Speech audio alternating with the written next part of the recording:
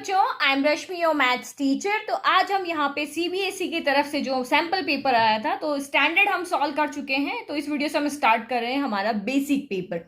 तो बहुत basic basic questions आए हैं। तो क्वेश्चंस हम इस तरह से यहाँ पर सॉल्व करेंगे, मतलब फंडे क्लियर करते हुए कि इससे सिमिलर क्वेश्चन अगर आपका एग्जाम में आ जाता है तो आप सिर्फ इस सैंपल पेपर को अगर आपने अच्छे से सॉल्व किया ना, तो इस सैंपल पेपर में जितने भी क्वेश्चन है उससे सिमिलर क्वेश्चन अगर एग्जाम में आते हैं तो आप फंडे क्लियर है तो इजीली आप उनको वहां पर कर पाओगे। तो एक एक क्वेश्चन को आपको इस तरह से करना है कि इसका सिमिलर कोई भी क्वेश्चन अगर मैं आपको दे देती हूं तो आप उसको उसी लॉजिक से सॉल्व कर पाओगे। तो पहले सेक्शन ए सॉल्व करते हैं। सेक्शन ए हमारा यहाँ पे क्या कह रहा है? A box contains card numbered 6 to 50.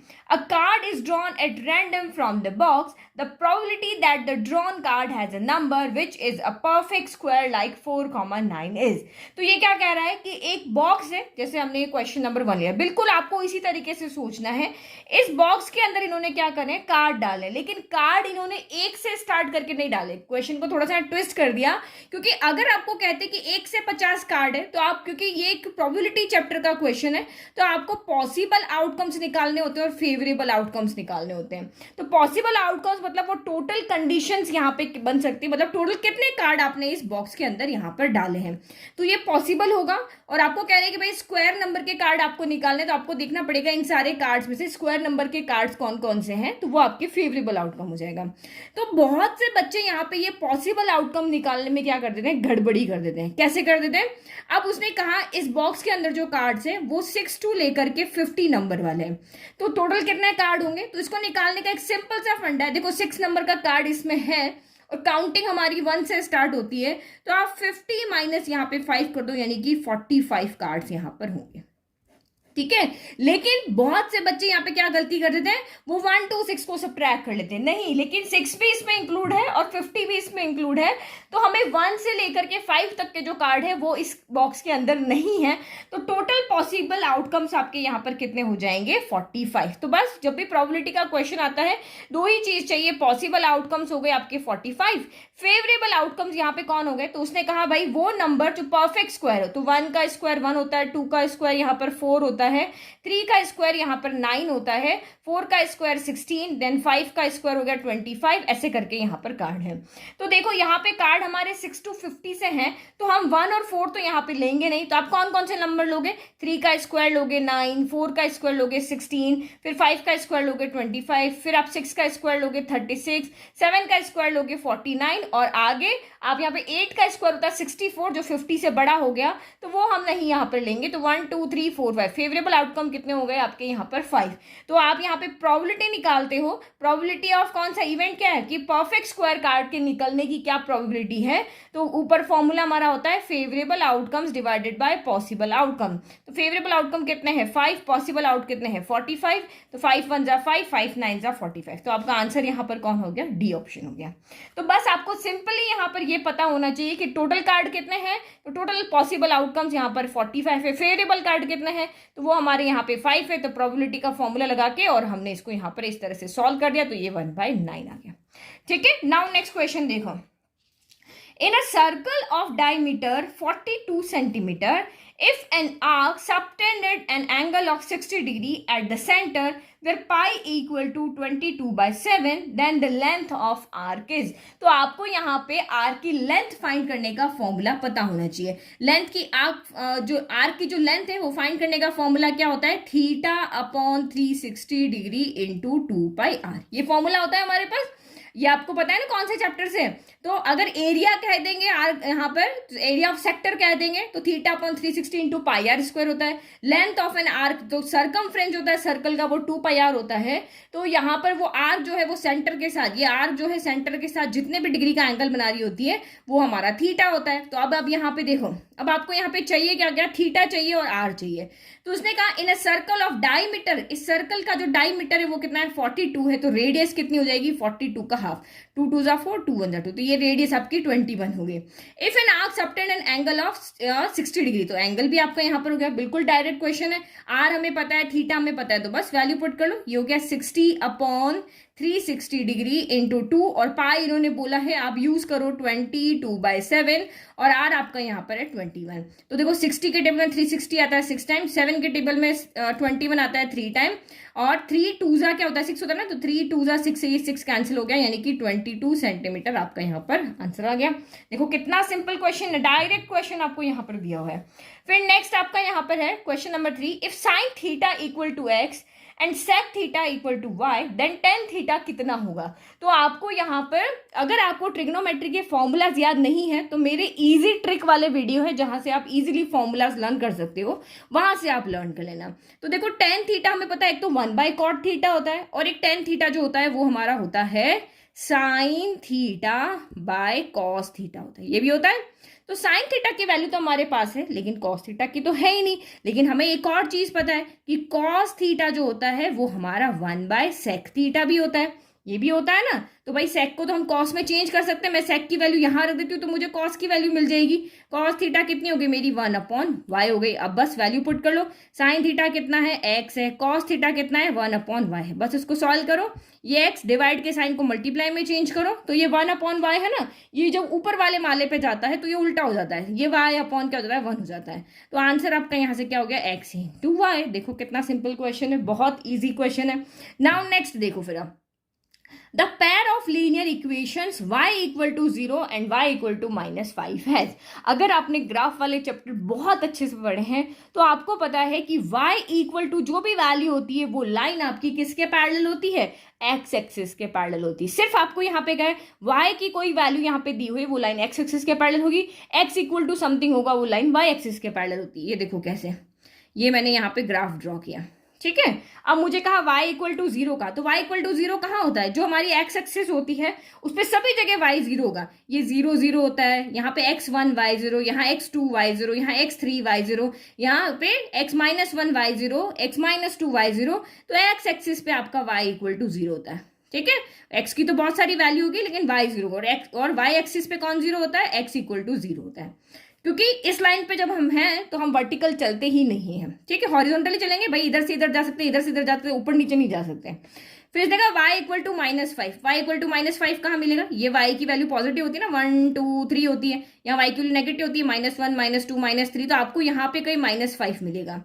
तो x की वैल्यू चाहे जो हो, y हमेशा यहाँ पर क्या होगा -5 ही रहेगा, तो ये भी क्या हो जाएगी x एक्सिस के पैरेलल होगी। तो इस चीज को समझने के लिए दिमाग में एक फंडा आपके हमेशा होना चाहिए कि y इक्वल टू अगर कोई हमें यहाँ पे नंबर दे रखा है तो वो x एक्सिस के पैरेलल ही लाइन होगी, और x एक्सिस की वैल्यू दे रखी है तो y एक्सिस के ही पैरेलल लाइंस यहाँ पर होगी। तो ये सिंपल क्वेश्चन था, ये सिंपल क्वेश्चन था। यहाँ पर आपने एक फंडा देखा था कि हमें यहाँ पे 6 को इंक्लूड नहीं करना होता है, यहाँ पे सिर्फ एक फॉर्मूला और देख सकते हो, फाइनल माइनस इनिशियल +1 कर देते हैं। फाइनल माइनस, देखो इस तरह से भी कर सकते हैं, 50 - 6 + 1। अगर आपको इसको इंक्लूड करना है ना तो ये +1 भी करना होता है, बट सिंपल सा जहाँ पे दिख रहा है ना 6 तो इंक्लूड हो रहा है, तो ये चीज हमने यहाँ पे सीखी। सिमिलर क्वेश्चन इसका आ सकता है, इसका आ सकता है, तो इसका सिमिलर क्वेश्चन यहाँ पर क्या होता है, x की वैल्यू में दे सकते हैं, तो आप यहाँ पे समझ जाओगे। तो ये दोनों लाइन आपस में क्या हो गई, एक दूसरे के पैरेलल हो गई, और पैरेलल लाइन हमें पता है कभी भी इंटरसेक्ट नहीं करती है, चाहे वो पृथ्वी के पूरे चक्कर लगा ले, कभी भी वो एक दूसरे को इंटरसेक्ट नहीं करेगी। जब वो इंटरसेक्ट करेगी ही नहीं तो हमें सॉल्यूशन क्या मिलेगा, हमें नो सॉल्यूशन मिलेगा। जब पैरेलल लाइन का सोल्यूशन क्या होता है, नो होता है ना, ठीक है। चलो नाउ नेक्स्ट क्वेश्चन देखो।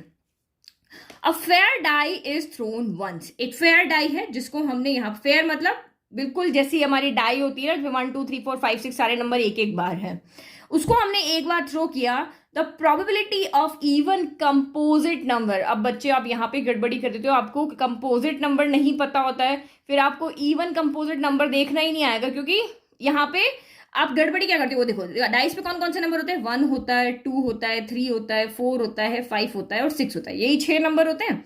अब आपको कहेंगे भाई इसमें से प्राइम नंबर कौन से, क्योंकि प्राइम नंबर के बाद यहाँ पे आप प्राइम नंबर तो आपको देखना आता है। देखो 2 है जिसके 2 फैक्टर होते हैं, 2 जो है 1 और 2 की टेबल में आता है, 3 और 1 और 3 की टेबल में आता है, फिर 5 है, 2 3 5 आपके यहाँ पे प्राइम नंबर है। अब कंपोजिट नंबर कौन है, तो 80% बच्चे इस 1 को भी कंपोजिट नंबर ले लेते हैं, जबकि 1 आपका कंपोजिट नंबर होता ही नहीं है, ठीक है। तो आपको वैसे भी इवन कंपोजिट नंबर का है तो आप वैसे ही समझ जाओगे 4 और आपका 6 है, क्योंकि 2 तो आपका प्राइम है, तो ये 3 और 5 आपके वैसे इवन तो है नहीं, तो ये आपके कंपोजिट हो गए। लेकिन यहाँ पे देखो जो कंपोजिट नंबर कौन होते हैं, जो 2 से ज्यादा की टेबल में आते हैं, जिसके 2 से ज्यादा फैक्टर होते हैं। तो कंपोजिट नंबर कितने हो गए, 4, 6 हो गए। देखो पॉसिबल आउटकम कितने हुए, तो डाइस के ऊपर टोटल 6 नंबर है, तो पॉसिबल आउटकम 6 हो गए। क्वेश्चन प्रोबेबिलिटी का आते हैं, बस यही 2 क्वेश्चन पूछने हैं आपको। फेवरेबल आउटकम कितने हैं, तो भाई इसमें से कंपोजिट नंबर कितने हैं, 4 और 6 है, तो 2 ही इसमें से हैं। तो प्रोबेबिलिटी क्या हो जाएगी, फेवरेबल अपॉन यहाँ पे पॉसिबल। तो 2 1 जा 2, 2 3 जा 6, तो ये आपका 1/3 यहाँ पर क्या हो गया, आंसर हो गया। इजी। नाउ नेक्स्ट यहाँ पे देखो, 8 chairs and 5 tables cost rupees, यहाँ पे इसका 8 चेयर लेकर आए हैं, 5 टेबल्स लेकर आए हैं, टोटल 10,500 रुपए दिए। वाइल 5 चेयर्स एंड 3 टेबल्स लेकर के आए हैं तो 6,450 रुपए दिए। The cost of each chair will be, तो हम यहाँ पे क्या करते हैं, ये आपका पेयर ऑफ लीनियर इक्वेशन है, ये बहुत सिंपल है। चेयर को हम मान लेते हैं कि रेट, एक चेयर की जो रेट है वो x रुपीज है और एक टेबल की जो रेट है वो y रुपीज है। जब एक टेबल x रुपीज का आ रहा है तो सॉरी एक चेयर जब x रुपीज की आ रही तो 8 चेयर कितने की आएगी, भाई एक पेन 2 रुपए का आ रहा है तो 5 पेन कितने आएंगे, 5 2 10 आएगा ना। तो एक चेयर x रुपीज की है तो 8 चेयर कितने की आएगी, 8x की आएगी, तो यहां से इक्वेशन बन गई। फिर एक टेबल y रुपीज की आ रही तो 5 टेबल कितने की आएगी, 5 इंटू है, हमें पता है जब एक का रेट दिया है ज्यादा का पूछा है तो हम मल्टीप्लाई करते हैं। तो ये आपका यहाँ पर 5y इक्वल टू क्या हो गया, 10500 हो गया। सेम यहाँ पे करो, एक चेयर x रुपीज की तो 5 चेयर कितने की आएगी, 5x की आएगी। एक टेबल y रुपीज का तो 3 टेबल कितने के आएंगे, ये 3y हो गया। और यहाँ पर हम 6,450 रुपए दे रहे हैं। अब इस ये जो इक्वेशन बन गई, एलिमिनेशन से करो, सब्सटीट्यूशन से करो, जो मर्जी जिससे करो। मैं यहाँ पे एलिमिनेशन मेथड लगाती हूँ। अब इसने क्या पूछा है, the cost of each chair, chair की रेट पूछी, इसका मतलब हमें x निकालना है। हमें क्या निकालना है, x निकालना है। तो x निकालना है तो क्योंकि ये ऑब्जेक्टिव क्वेश्चन है, पूरा सॉल्व नहीं करना है, x की वैल्यू चाहिए तो आप यहाँ से y को एलिमिनेट कर दो, y एलिमिनेट कर दोगे तो आपकी x की वैल्यू यहाँ पर आ जाएगी। तो हम y को एलिमिनेट करने के लिए क्या करते हैं, y के कोफिशिएंट इक्वल करते हैं। तो 5 के टेबल में 3 नहीं आता, 3 के टेबल में 5 नहीं आता, तो दोनों को अपोजिट नंबर से मल्टीप्लाई करना पड़ेगा।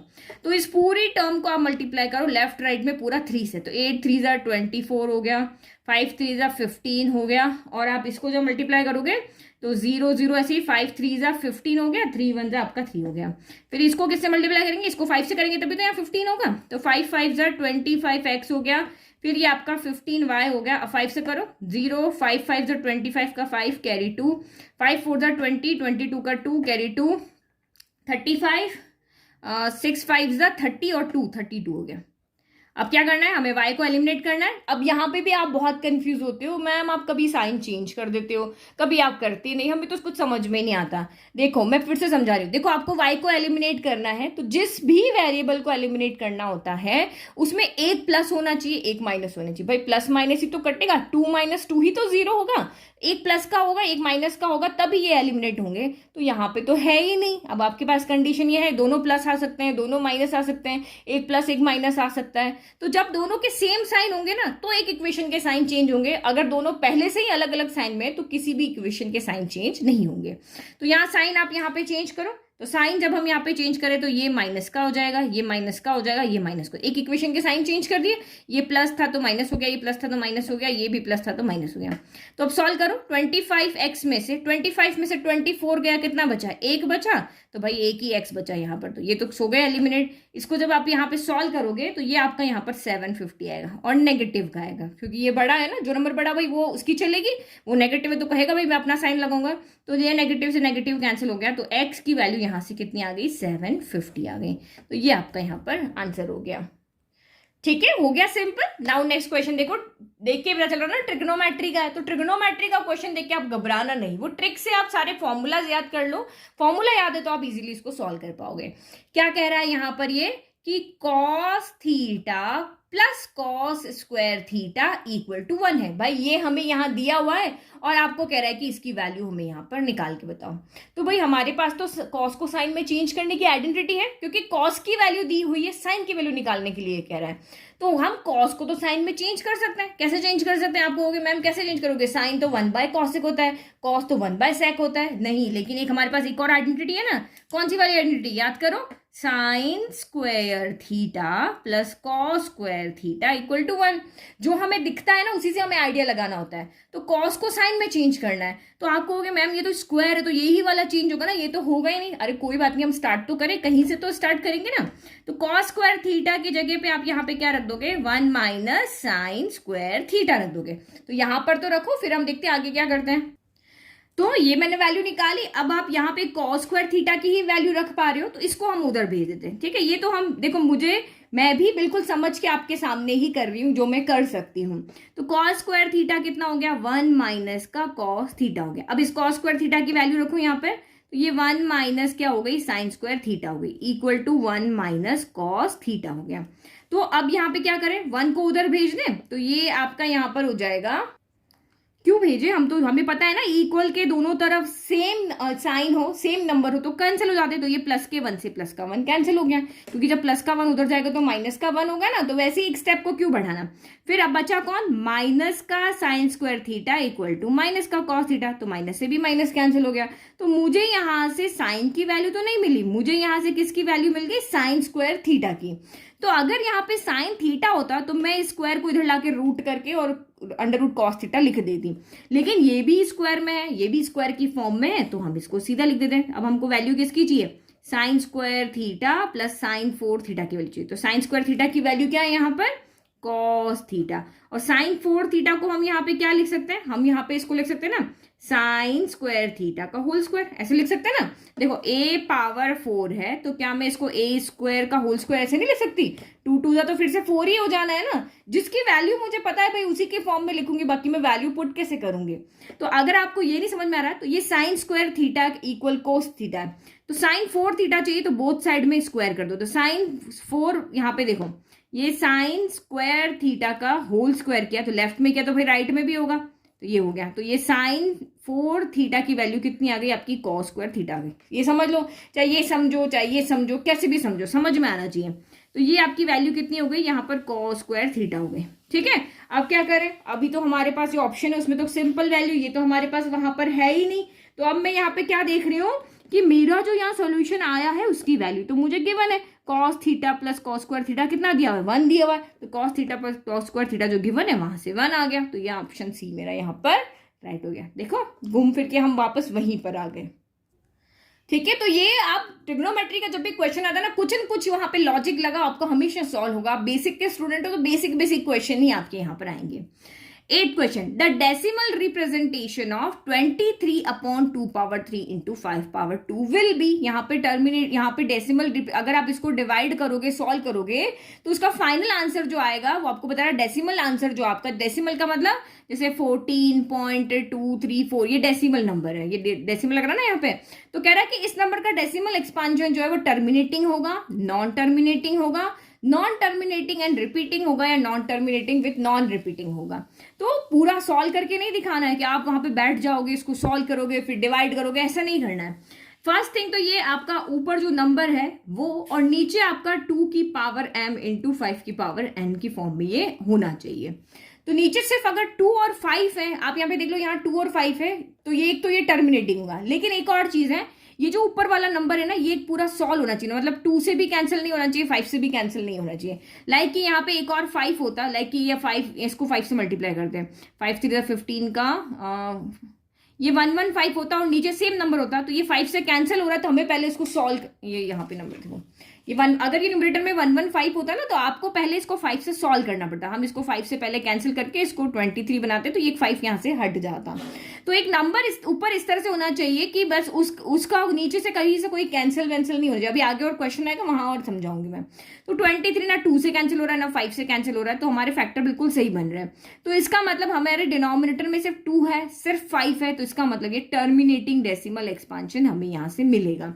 अगर यहाँ पे और कोई नंबर होता ना 3 5 ऐसा कुछ भी होता तो ये नॉन टर्मिनेटिंग होता, क्योंकि हमारे जो रूल है, जो एक्सरसाइज हमारा चैप्टर 1 की जो लास्ट एक्सरसाइज में आपने टर्मिनेटिंग नॉन टर्मिनेटिंग के रूल पढ़े, वो यही कहता है कि डिनोमिनेटर में अगर 2 और 5 है, ओनली 2 ओनली 5 दोनों भी होंगे तब भी आपको टर्मिनेटिंग डेसिमल एक्सपांशन वहां पर मिलेगा। फिर एलसीएम कह रहा है, नेक्स्ट क्वेश्चन 9 क्या कह रहा है, इनका एलसीएम निकाल के बताओ। किसका, 2 पावर 3 इंटू 3 स्क्वायर का और 2 पावर 2 इंटू 3 क्यूब का। तो एलसीएम तो आपको सबको अच्छे से आता है कि भाई जो अभी तो यहाँ पे 2 इधर भी है, इधर भी है, 3 इधर भी है, इधर भी है, तो कॉमन है इधर, इसमें 2 यहाँ भी है, यहाँ भी है। लेकिन एलसीएम कहता है मैं हमेशा बड़ा नंबर लूंगा। बड़ा नंबर मतलब 2 की पावर 3 बड़ा है ना 2 की पावर 2 से, तो ये एलसीएम हमेशा कहता है मैं बड़ा नंबर लूंगा। और एचसीएफ कहता है कॉमन लूंगा, मतलब दोनों के पास होना चाहिए और मैं उसमें से छोटी पावर लूंगा, ये हमेशा एचसीएफ कहता है। और एलसीएम यहाँ पे कहता है किसी के पास हो ना हो जो भी नंबर है उसकी मैं सबसे बड़ा नंबर लूंगा, ये एलसीएम बोलता है। तो ऐसे छोटे छोटे लॉजिक दिमाग में रखोगे तो भूलोगे नहीं। अब 3 यहाँ भी है, यहाँ भी ये कहेगा नहीं मैं तो 3 में जो सबसे बड़ा नंबर होगा वो लूंगा, तो ये 3 पावर 3 लेगा। तो ये आंसर आपका यहाँ पर कितना हो गया, ऑप्शन नंबर सी हो गया। Now next, the HCF of two number is 18 and their product is 12,960. Their LCM will be, तो ये तो कितना सिंपल क्वेश्चन दे दिया, ये तो आपको बुक में भी करवाया हुआ है कि हमें पता है कि दो नंबर के HCF और LCM का जो प्रोडक्ट होता है वो उन दोनों नंबर के प्रोडक्ट के इक्वल होता है। अरे ए और बी का HCF निकालो, ए और बी का LCM निकालो, और तो इधर HCF LCM का प्रोडक्ट जो होगा वो उन दोनों नंबर के प्रोडक्ट के इक्वल होगा। तो बस वैल्यू रख दो, HCF 2 नंबर आपका कितना दे रहा है, 18 दे रखा है, LCM तो हमें फाइंड करना है, तो और इन दोनों नंबर का प्रोडक्ट क्या है 12960। तो LCM यहां से कितना हो जाएगा, LCM हो जाएगा 18 यहाँ मल्टीप्लाई में ना, तो इधर डिवाइड में चला जाएगा, तो 12960 डिवाइड बाय आपका यहाँ पर क्या हो गया 18 हो गया। बस अब इसको सॉल्व कर लो। तो मैं यहाँ पे 9 से कैंसिल कर, 9 2 जा 8 के टेबल आप कैंसिल करो, 9 1 जा 9 हो गया, 3 बच गया 39, तो 9 4 जा 36 हो गया, 36 हो गया, तो फिर से 3 बचा, तो 9 4 जा 36 और ये आपका 0 हो गया। तो 2 से कैंसिल करो, 2 7 जा 14, 2 2 जा 4 और ये 0, तो ये आपका आंसर यहाँ पे हो गया 720। अब आप 2 से करो, 3 से करो, मुझे लग रहा था 9 से हो रहा तो मैंने 9 से ट्राई कर दिया।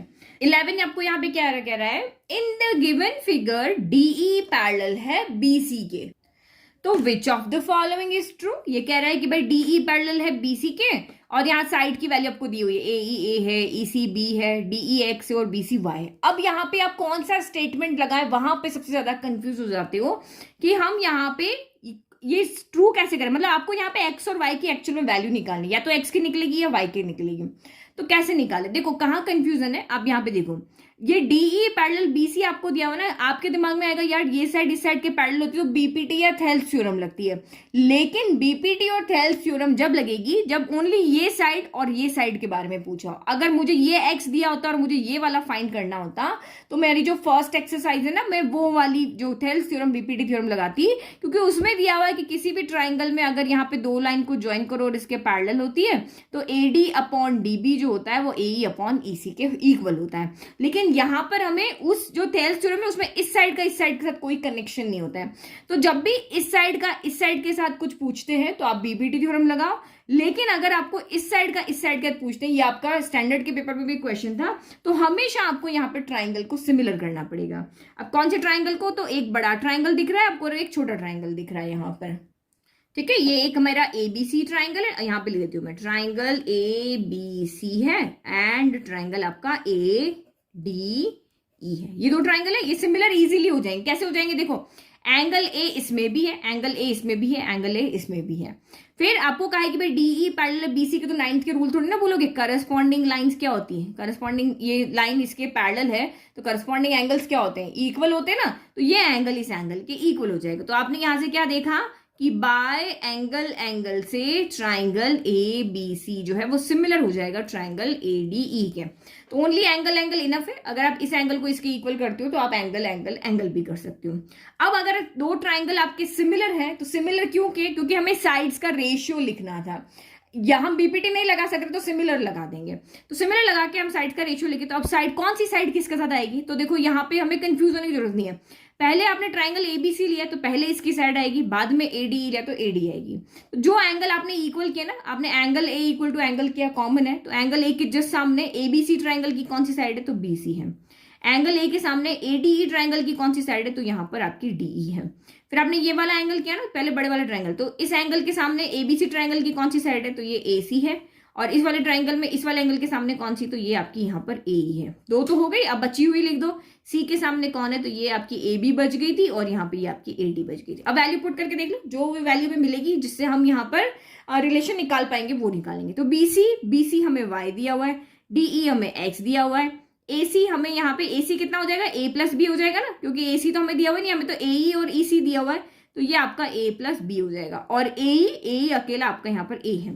तो भाई मुझे तो यहीं से वैल्यू मिल रही, मुझे इसकी लिखने की जरूरत भी नहीं, क्योंकि ना तो मुझे AB पता है ना मुझे AD पता है। तो भाई ये चारों मेरे यहाँ पर इनफ है।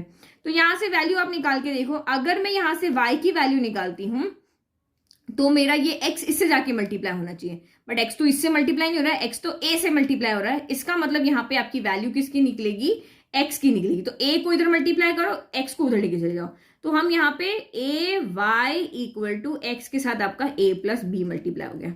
अब देखो मैं a प्लस बी को इधर भेज देती हूँ, तो क्योंकि देखो a y मुझे ऊपर कहीं मिल रहा है, ये देखो a y मिल रहा है ना, x चाहिए तो a प्लस बी नीचे आ जाएगा। तो ये हो गया आपका a y upon a plus b equal to x, ये वैल्यू मेरी यहां से आ गई। तो ये रही value a y upon a plus b, तो ये ऑप्शन मेरा सी यहां पर राइट है।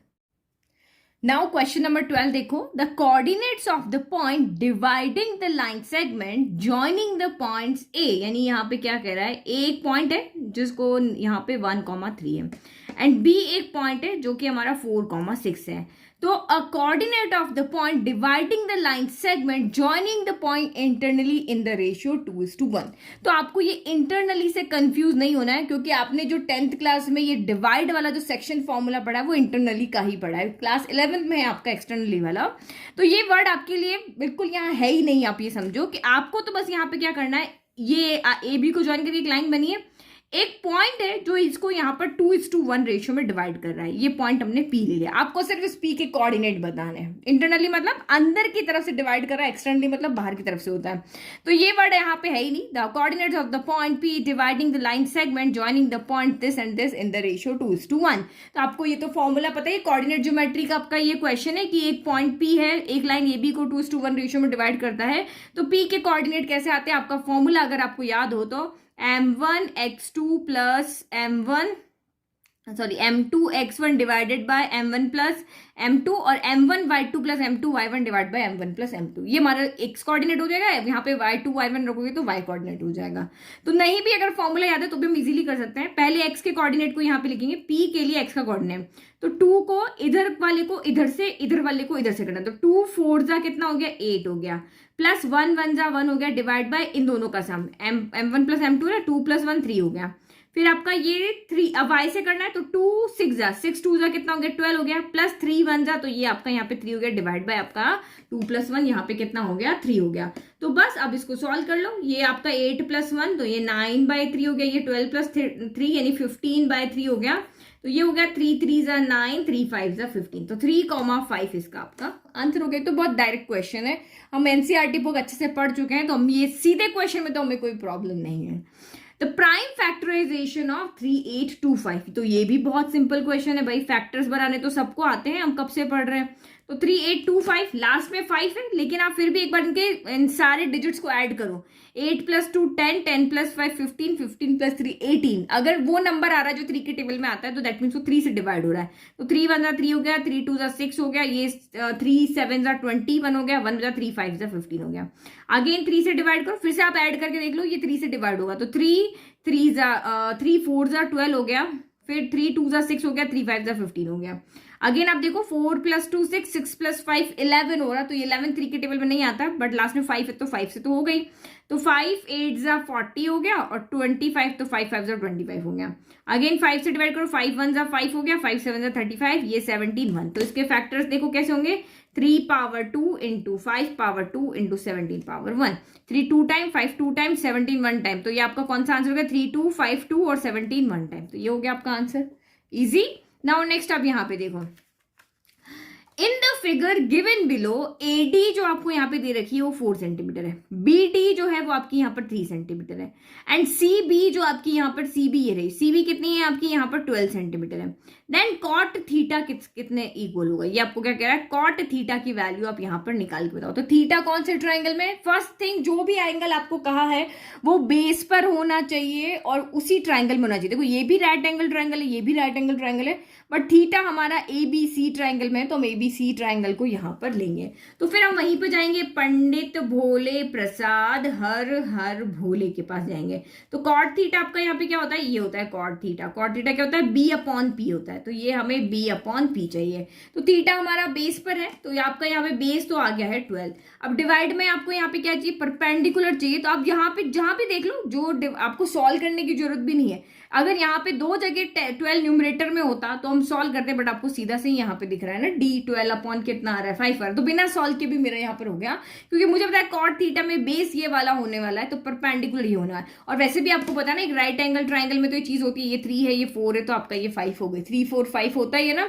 और नहीं आता है तो आप इसको फॉर्मूला लगा करके सॉल्व कर सकते हो, hypotenuse equal to under root of base square plus perpendicular square. तो सॉल्व करोगे तो ये आपका 5 आ जाएगा। तो ये तो शॉर्ट ट्रिक से ही हमारा यहाँ पर क्वेश्चन सॉल्व हो गया। नाउ नेक्स्ट देखो, तो question number 15, ABCD is the rectangle. ये ABCD आपको क्या दिया, ये भी बुक का क्वेश्चन है।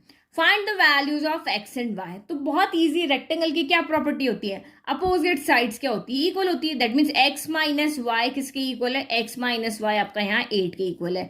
और x प्लस वाई किसके इक्वल है, तो यहाँ पे x plus y equal to आपका 12 है। तो आप बहुत सिंपल है, इसको नहीं भी सॉल्व करो ना तो ये वैल्यू पुट करके भी यहाँ पे देख सकते हो, जहां पे लेफ्ट इक्वल टू राइट हो रहा होगा वहीं पे हमारा ये क्या हो जाएगा, आंसर हो जाएगा। तो यहाँ पे देखो 10 माइनस 2 क्या होता है, 10 माइनस 2 8 होता है, 10 प्लस 2 12 होता है। तो ये मेरा यहाँ पर आंसर हो गया।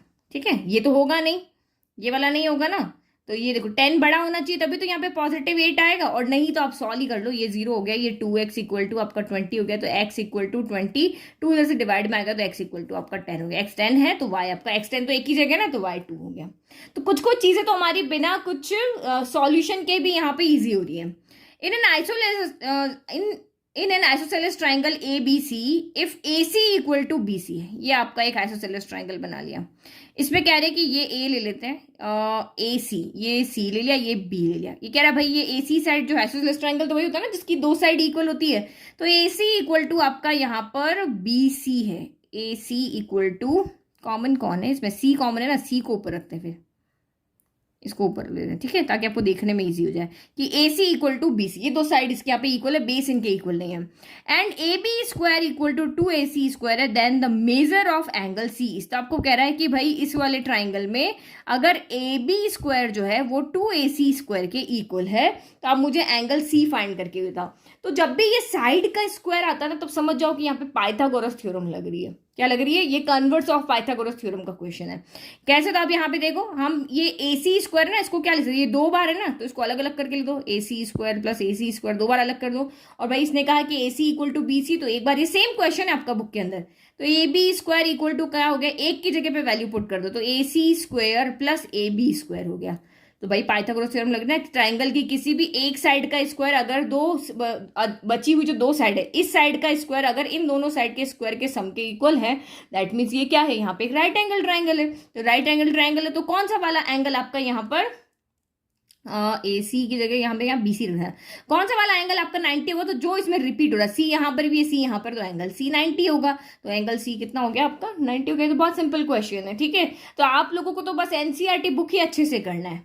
फिर नेक्स्ट इसने कहा, if -1 is the zero of the polynomial px equal to x square minus 7x minus 8, then the other zero is. तो ये तो हमें यहाँ पे यूं समझ लो कि इसको यूज भी कर सकते हैं और इसके बिना भी निकाल सकते हैं। बिना कैसे निकालना है भाई, -1 0 है तो हम क्या करें, हमें दूसरा जीरो चाहिए ना। आप यहाँ पे जीरोस चेक कैसे करते थे, -8 यहाँ पे रख के देखो, इक्वल 0 आना चाहिए। जीरो तो वही होता है ना जो उसको सेटिस्फाई करता है, जहां पे उसकी वैल्यू 0 आ जाती है। जैसे यहाँ पे देखो x प्लस 2 इक्वल टू 0 है, तो x इक्वल टू क्या हो जाएगा -2, तो x इक्वल टू -2 इसका 0 है, क्योंकि इस इक्वेशन में -2 रखने पर लेफ्ट इक्वल टू राइट आएगा, -2 प्लस 2 इक्वल टू 0 होता है ना। तो आप इसमें से एक ही वैल्यू रख के चेक करके देखो क्या ये इक्वल 0 हो रहा है, बी रख के देखो क्या ये 0 हो रहा है, ऐसे भी कर सकते हो। और दूसरा, आपको यहाँ पे जब भी 0 गिवन हो ना, तो हमें पता है कि देखो सम ऑफ जीरोस क्या होता है, अल्फा प्लस बीटा क्या होता है, माइनस का b/a होता है। बस इनकी वैल्यू रख दो। आप अल्फा को -1 लेट कर लो, हमें तो बीटा चाहिए ना, तो बीटा निकालने के लिए हमने ट्रिक लगाई, माइनस बी कितना है, एक्स का कॉफिशिएंट बी होता है, तो ये माइनस का 7 हो गया। ए कौन है, तो एक्स स्क्वायर का कॉफिशिएंट आपका ए होता है। बस इसको सॉल्व कर लो, नहीं माइनस से माइनस कैंसिल हो गया, तो बीटा इक्वल टू 7, और यहाँ पे ये 7 का प्लस है और ये -1 इधर आएगा तो ये प्लस का 1 हो जाएगा। तो this implies beta equal to आपका यहाँ पर कितना हो गया, 8 हो गया। तो ये हो गया आपका 8 आंसर। मतलब यहाँ पे एक्स की जगह आप 8 रखोगे तो ये वैल्यू आपकी पूरी क्या हो जाएगी, इक्वल 0 हो जाएगी। ठीक है, फिर नेक्स्ट देखो, in a throw of a pair of dice, आपने किसको थ्रो किया है, डाइस को थ्रो किया है। तो जब आप डाइस को थ्रो करते हो तो आपने बुक में क्वेश्चन देखा था ना, जहां पे ग्रे डाइस थी, तो टोटल पॉसिबल आउटकम्स कितने आते हैं, टोटल पॉसिबल आउटकम्स वहां पे आते हैं हमारे 36। जैसे हम यहाँ पे कॉइन को टॉस करते थे, एक कॉइन में यहाँ 2 कॉइन टॉस किया, तो इसका खुद का हेड होगा, इसका खुद का टेल होगा, इसका हेड होगा, इसका टेल होगा। तो क्या क्या पॉसिबिलिटी होती है कि हेड के साथ हेड, यहाँ हेड आ सकता है, हेड के साथ यहाँ पे टेल आ सकता है, टेल के साथ हेड आ सकता है, और या फिर दोनों टेल आ सकते हैं। तो 2 कॉइन को जब टॉस करते हैं तो 4 कंडीशंस, 4 पॉसिबल आउटकम्स आते हैं। वैसे ही 2 डाइस को जब हम थ्रो करते हैं तो टोटल 36 पॉसिबल आउटकम्स आते हैं। ये देखो, ये दिखाया था ना मैंने आपको, बताया ना अभी, एक ग्रे है, एक ब्लू है, ऐसे कुछ था ना।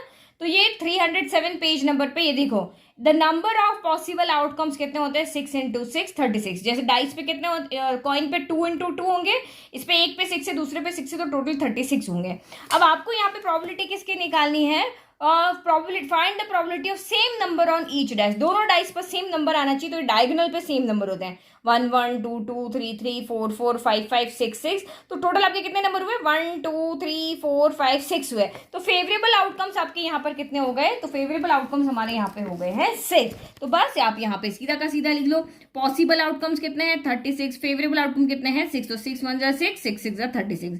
तो ये ऑप्शन ए आपका यहाँ पर क्या हो गया, राइट हो गया। नाउ नेक्स्ट 19 देखो, the mid point of this point and this point is 2,6, find the value of p + q। तो मिड पॉइंट का फॉर्मूला तो हमें पता है, मिड पॉइंट किसका है, एक तो 3p, 4 का है, और एक -2, 2q का है, और इसका मिड पॉइंट क्या है, 2, 6 है। तो मिड पॉइंट का फॉर्मूला तो आपको पता ही है, x1 प्लस, मिड पॉइंट आता कहाँ से, जहां से आता है वही formula, x1 + x2/2, y1 + y2/2। तो ये बस आप यहाँ पे लगा लो, तो ये वाला x कोऑर्डिनेट x के इक्वल आएगा। हमें अगर ये कोऑर्डिनेट नहीं दिए होते ना, ये दोनों दिए होते, तो हम मिड पॉइंट इस वाले फॉर्मूले से निकालते हैं। तो हमारा जो x1 + x2/2 है, ये x कोऑर्डिनेट आता है, और इससे y1 + y2/2 से हमारा y कोऑर्डिनेट आता है। तो अभी हमें यहाँ पे उल्टा क्वेश्चन कह दिया, यहाँ वेरिएबल दे दिए, यहाँ पॉइंट्स में दे दिया, और कह रहे p और q फाइंड करो। तो मिड पॉइंट फाइंड करना है तब भी यही फॉर्मूला लगाना है, और मिड पॉइंट दिए हुए और कोई वेरिएबल फाइंड करना है तब भी यही फॉर्मूला लगाना है। तो यहाँ ऐड करो, ये 3p - का 2/2, ये किसके इक्वल हो जाएगा, x वाले के इक्वल, और ये दूसरा आपका क्या हो जाएगा, 4 + 2q, 4 + 2q/2, ये किसके इक्वल हो जाएगा, आपका 6 के इक्वल। बस इसको सॉल्व कर लो, तो ये 3p = कितना हो जाएगा, 2 2 जा 4 हो गया, माइनस का 2 इधर आके प्लस का 2 हो जाएगा, तो 3p = आपका 6 हो जाएगा। तो p = कितना हो जाएगा, 6, और ये 3 मल्टीप्लाई से आ जाएगा डिवाइड में, 3 2 जा 6 हो गया। तो p की वैल्यू आपकी यहाँ पर कितनी आ रही है, 2 आ रही है। नाउ यहाँ से q की वैल्यू निकालो, तो 6 2 जा कितना हो गया, 12 हो गया, प्लस का 4 इधर रखे, माइनस का 4 हो गया, तो 2q = ये हो गया। तो 2q = 12 - 4 कितना हो जाएगा, 8। तो q = कितना हो जाएगा, 8/2, यानी कि 4 हो गया। ये कैंसिल हो गया। अब इसने बोला p + q निकाल के बताओ, तो 4 + 2 आपका यहाँ पर कितना हो गया, तो b पॉइंट आपका राइट है, ये हो गया आपका यहाँ पर 6। Now next question, the decimal expansion of 147 / 120 will terminate after how many places of decimal। देखो इस तरह का क्वेश्चन आता है ना, तो हमेशा न्यूमरेटर के भी फैक्टर बनाओ, डिनोमिनेटर के भी बनाओ। तो ये मैं यहाँ पे 147 न्यूमरेटर के बनाती हूँ, तो 7 + 8 1 8 हो गया, 8 + 4 12 है, 12 मतलब ये 3 से डिवाइड होगा, 3 4 जा 12 हो गया, 3 9 जा 27 हो गया। तो अब तो ये 49 आएगा, तो 7 से ही डिवाइड होगा, तो ये 7 1 हो गया। तो यानी 147 के क्या फैक्टर आ रहे हैं, 3 × 7 × 7। नाउ 120 के फैक्टर बनाओ, तो 120 तो 2 से जाएगा 60 टाइम, फिर 2 से जाएगा 30 टाइम, फिर 2 से जाएगा 15 टाइम, और फिर आपका यहाँ पर 3 से जाएगा आपका यहाँ पर 3 5 जा 15, और ये 5 और ये 1 आया। तो इसके फैक्टर क्या आ रहे हैं, 2 × यानी 2 की पावर 3 3 इंटू ये आपका 5 आ गया, तो 3 से ये 3 कैंसिल हो गया। तो हमेशा ऐसे ही सॉल्व करना है, सीधा आपको नहीं देखना है, जो नंबर यहाँ पे कैंसिल हो रहे हैं उसको पहले कैंसिल करना है। तो नंबर अपॉन यहाँ पे क्या हो गया, 2 पावर 3 इंटू 5 हो गया। तो आपको यहाँ पे देखना है कि ये आपका टर्मिनेट होगा, क्योंकि डिनोमिनेटर में सिर्फ 2 है एंड 5 है, तो जिसकी मैक्सिमम पावर किसकी है, 2 की है या 5 की है, मैक्सिमम पावर जिसकी होगी उतने डेसिमल के बाद ये टर्मिनेट होगा। तो मैक्सिमम पावर यहाँ पे क्या है, 3 है, तो ये आफ्टर 3 प्लेस ये क्या हो जाएगा, टर्मिनेट यहां पर हो जाएगा। ठीक है, तो ये हो गया हमारा सेक्शन ए कंप्लीट। नाउ हम यहाँ पे करते हैं सेक्शन बी। तो सेक्शन बी आप यहाँ पे देखो, the perimeter of a semi circular protractor. आपको ये नहीं कहा है सेमी सर्कल का, आप यहाँ पे पेरीमीटर बता, आपको कहा सेमी सर्कुलर प्रोट्रैक्टर। आपका जो ये होता है ना प्रोट्रैक्टर, ऐसे ही होता है ना, इसका आप पेरीमीटर बताओ। तो देखो पूरे सर्कल का पेरीमीटर क्या होता है, 2 पाई आर होता है, तो सेमी सर्कल का कितना हो जाएगा, 2 पाई आर बाय 2 हो जाएगा। तो ये जो कर्व वाला पार्ट है इसका तो हो गया 2 से 2 कैंसिल हो गया, पाई आर हो गया। फिर यहां से यहां तक क्या है, ये आपका डायमीटर है। डायमीटर क्या होता है, यहां से यहां तक रेडियस है, ये भी रेडियस है, आर प्लस आर कितना हो गया, तो 2r हो गया। यानी पेरीमीटर होता है जो बॉर्डर पे चलना, तो यहां से यहां तक चले 2r चले और यहां से यहां तक चले पाई आर चले, तो पाई आर प्लस 2r आपका यहाँ पर आंसर हो गया। और 22 क्वेश्चन ये तो आप 1 सेकंड में सॉल्व कर लोगे, कि हमारा प्रोबेबिलिटी से क्वेश्चन है। If p denote the probability of an event, then probability किसी भी इवेंट की क्या होती है, 0 के इक्वल हो सकती है, 0 से छोटी हो सकती है, 1 के 0 से इक्वल हो सकती है, 0 से बड़ी हो सकती है, 1 के इक्वल हो सकती है, 1 से छोटी हो सकती है। तो ये आपका आंसर है, ये आपकी प्रोबेबिलिटी है किसी इवेंट की, या तो वो 0 होगी, 0 और 1 के बीच में होगी, और इन दोनों के इक्वल भी वो हो सकती है। नाउ नेक्स्ट देखते हैं। तो क्वेश्चन नंबर 23 देखो, in triangle ABC angle B equal to 90 degree. तो मैं यहाँ पे एक ट्राइंगल बना देती हूँ, ये मैंने बना दिया यहाँ पर triangle. Okay, question number 23, angle B यहाँ पर आपको कितना दिया हुआ है, 90 डिग्री, एंड BD परपेंडिकुलर है AC के। तो आपको क्या कह रहा है, ये B है, BD है, तो ये तो आपका ट्राइंगल ABC है ना, तो आप इसको कोई भी नेम दे दो, ये A यहाँ रख दिया, C यहाँ रख दिया। ठीक है, अब BD परपेंडिकुलर AC, तो हमने यहां से एक परपेंडिकुलर ड्रॉ किया, और ये क्या पॉइंट है, D है। इफ AC इज 9 सेंटीमीटर, ये आपका यहां से यहां तक कितना है, 9 सेंटीमीटर। AD जो है वो 3 है, अगर AD 3 है तो CD कितना हो जाएगा, 9 माइनस 3, ये 6 हो जाएगा, क्योंकि 6 प्लस 3 तो 9 आने वाला है। And then BD is equal to, तो आपको यहाँ पे ये फाइंड करके देना कि भाई BD कितना होगा। तो देखो, अगर मैं ये देखो, ये पूरा एक राइट एंगल ट्रायंगल है, ये अकेला एक राइट एंगल ट्रायंगल है, ये अकेला एक राइट एंगल ट्रायंगल है।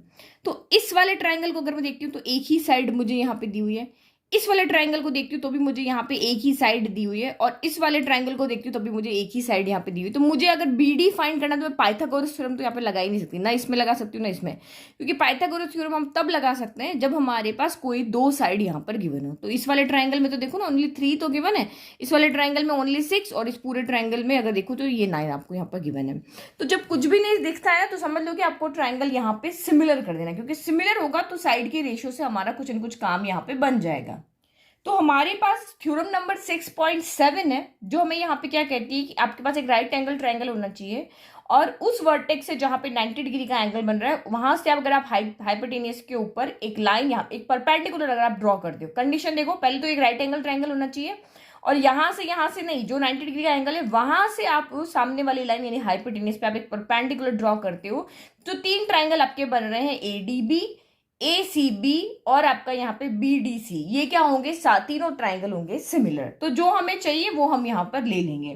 तो ये देखो थ्योरम आपको याद है, तो ये वाली theorem, if a perpendicular is drawn from the vertex of the right angle to of a right triangle to the hypotenuse, then right triangle on both sides of the perpendicular are similar to the whole triangle and to each other।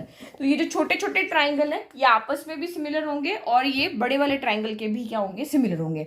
ये पूरे बड़े वाले के similar होगा, ये पूरे बड़े वाले के सिमिलर होगा, और ये दोनों भी आपस में क्या होंगे, सिमिलर होंगे।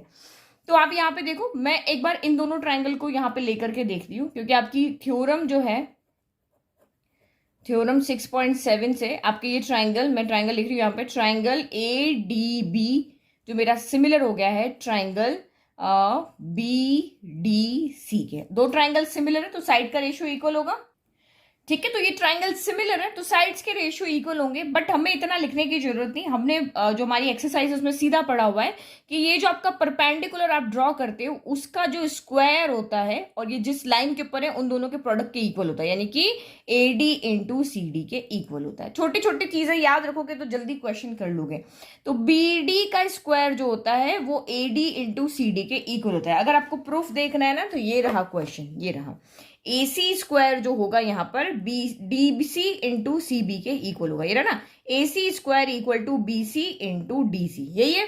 तो ये चीजें आप यहाँ प्रैक्टिस करोगे तो आपको यहाँ पे दिमाग में याद हो जाएगी। फिर आप यहाँ देखो AB स्क्वायर किसके इक्वल होगा, क्योंकि यहाँ पे क्या हो रहा है, हम इसको उस प्रॉपर्टी से इसको सिमिलर कर रहे हैं, जो हमारी यहाँ पे ये वाली प्रॉपर्टी थ्योरम है ना उससे हम सिमिलर कर रहे हैं। तो आप यहाँ पे रेशियो बनाओगे ना तो वहां पे देखना कैसे हमने बनाया था, ये मैंने सीधा वहीं से ले लिया, प्रूफ आप वहां से देख लेना। ठीक है, तो आपको एग्जाम में भी ऐसे छोटी छोटी चीजें याद रखनी है। अब वैल्यू रख दो BD की, तो हमें यहाँ पर वैल्यू क्या करनी है, फाइंड करनी है। AD है 3, CD है आपका कितना यहाँ पर 6 है, तो सॉल्व करो। ये आपका 18 आ गया, तो BD की वैल्यू चाहिए, तो ये आपका रूट क्या हो जाएगा 18, प्लस माइनस दोनों आएगा बट हम पॉजिटिव लेंगे क्योंकि ये एक यहाँ पे लेंथ है। तो ये 18 आ गया। अब 18 के यहाँ पे क्या कर लो, फैक्टर बना लो। ये 9 2 18 होगा ना, 3 इंटू 3 इंटू 2 हो गया, तो ये इनकी पेयरिंग हो रही है, ये रूट से बाहर आ जाएगा, ये अंदर ही रह जाएगा। तो 3√2 कितना हो गया, सेंटीमीटर हो गया। तो ये बी आंसर आपका यहाँ पर राइट हो गया। अब आपको दिमाग में आ रहा होगा ये कैसे लिखा है, तो ये आपने यहाँ पे ट्राइंगल सिमिलर है तो सिर्फ यहाँ पे रेशियो का लेकर के किया है, बट कैसे रेशियो लेने वो आप वहां पे देख लेना, क्योंकि एंगल मुझे यहाँ पे एक ही पता है तो आप ऐसे हर कोई साइड्स यहाँ पे उठा नहीं सकते हो।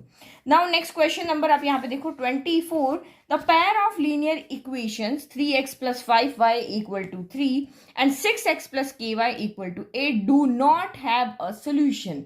इन दोनों का कोई भी सोल्यूशन नहीं होना चाहिए। इफ कब होगा, जब k की वैल्यू क्या रखोगे तब आपको इसका कोई भी सोल्यूशन यहाँ पर नहीं मिलेगा। तो आपको पता है ना कोई भी सोल्यूशन कब नहीं मिलता है, जब आपकी लाइंस क्या होती है, पैरेलल होती है। जब वो लाइन एक दूसरे की क्या होती है, पैरेलल होती है, तब आपको कोई भी सोल्यूशन यहाँ पर नहीं मिलता है। तो पैरेलल होने की कंडीशन क्या होती है कि A1/A2 होना चाहिए, वो इक्वल होना चाहिए B1/B2 के, बट वो C1/C2 के दोनों ही इक्वल नहीं होना चाहिए। ये कंडीशन आपको यहाँ पे याद रखनी है। तो वैल्यू पुट कर लेते हैं, वैल्यू पुट करके हम देखते हैं कि की क्या क्या वैल्यू आ सकती है। तो A1 कितना है आपका यहाँ पर 3 है, A2 कितना है 6 है, इक्वल टू B1 कितना है, तो ये आपका यहाँ पर 5 है, और B2 ये आपका K है, तो ये B2 की जगह हम K रख देते हैं। दोनों C आपके राइट हैंड साइड में, तो ठीक है हमें लाने की इधर जरूरत नहीं है। ये आपका यहाँ पर 3 कितना हो गया 8 हो गया, तो आपको कह रहे हैं भाई ये इक्वल नहीं होना चाहिए। तो अब आपकी मर्जी है, अब आपको यहाँ पे K की वैल्यू लेकर के आनी है। तो हमारे पास K की वैल्यू इक्वल की फॉर्म में भी है और नॉट इक्वल की फॉर्म में भी है, तो हम दोनों सॉल्व कर दें। इन दोनों को सॉल्व करेंगे तो इक्वल की फॉर्म में आएगी, और इनको इसको सॉल्व करो, देखो इसको तो कर सकते हैं, तो दोनों नंबर है, तो इन दोनों को सॉल्व करेंगे तो नॉट इक्वल की फॉर्म में आएगी। तो पहले इक्वल की फॉर्म को अब यहाँ पे सॉल्व करोगे, मतलब ये फर्स्ट है, ये सेकंड है, ये आपका यहाँ पर थर्ड है, तो हम फर्स्ट एंड सेकंड को सॉल्व करते हैं। तो ये क्या हो जाएगा 3k हो जाएगा, 3k = 6 5 कितना हो गया 30 हो गया। तो k इक्वल टू कितना हो गया 30/3 यानी कि 10 आ गया, ये कैंसिल होके आ गया ना। तो k = 10 हमें यहाँ मिल रही है। अगर हमें इक्वल की वैल्यू नहीं मिलती तो हम नॉट इक्वल को सॉल्व करते हैं इसको। तो यहाँ पे क्या आता है 3 × k = 8 5 40 आ जाता है, ये ना क्रॉस मल्टीप्लाई किया तो k इक्वल टू क्या कह गया भाई 40/3, k sorry not equal to, यहाँ बीच में क्या साइन है नॉट इक्वल है ना, तो k की वैल्यू यहाँ पे 40/3 नहीं होनी चाहिए। k की वैल्यू यहाँ पर अगर आप 10 रखोगे, दोनों चीज यहाँ पे देख सकते हो, ये वैल्यू होगी तो ये नॉट ए सोल्यूशन, आपको कोई भी यहाँ पे सोल्यूशन नहीं मिलेगा, और k की वैल्यू ये नहीं होनी चाहिए 40/3 दो यहाँ पे, क्योंकि जब हम सोल्यूशन देखते हैं तो इक्वल नॉट इक्वल दोनों चीज यहाँ पे आ सकती है। Next, if the circumference of a circle increase from 2π to 4π, circumference क्या होता है, सर्कल का पेरीमीटर होता है, तो पेरीमीटर को हम किससे डिनोट करते हैं 2πr से डिनोट करते हैं।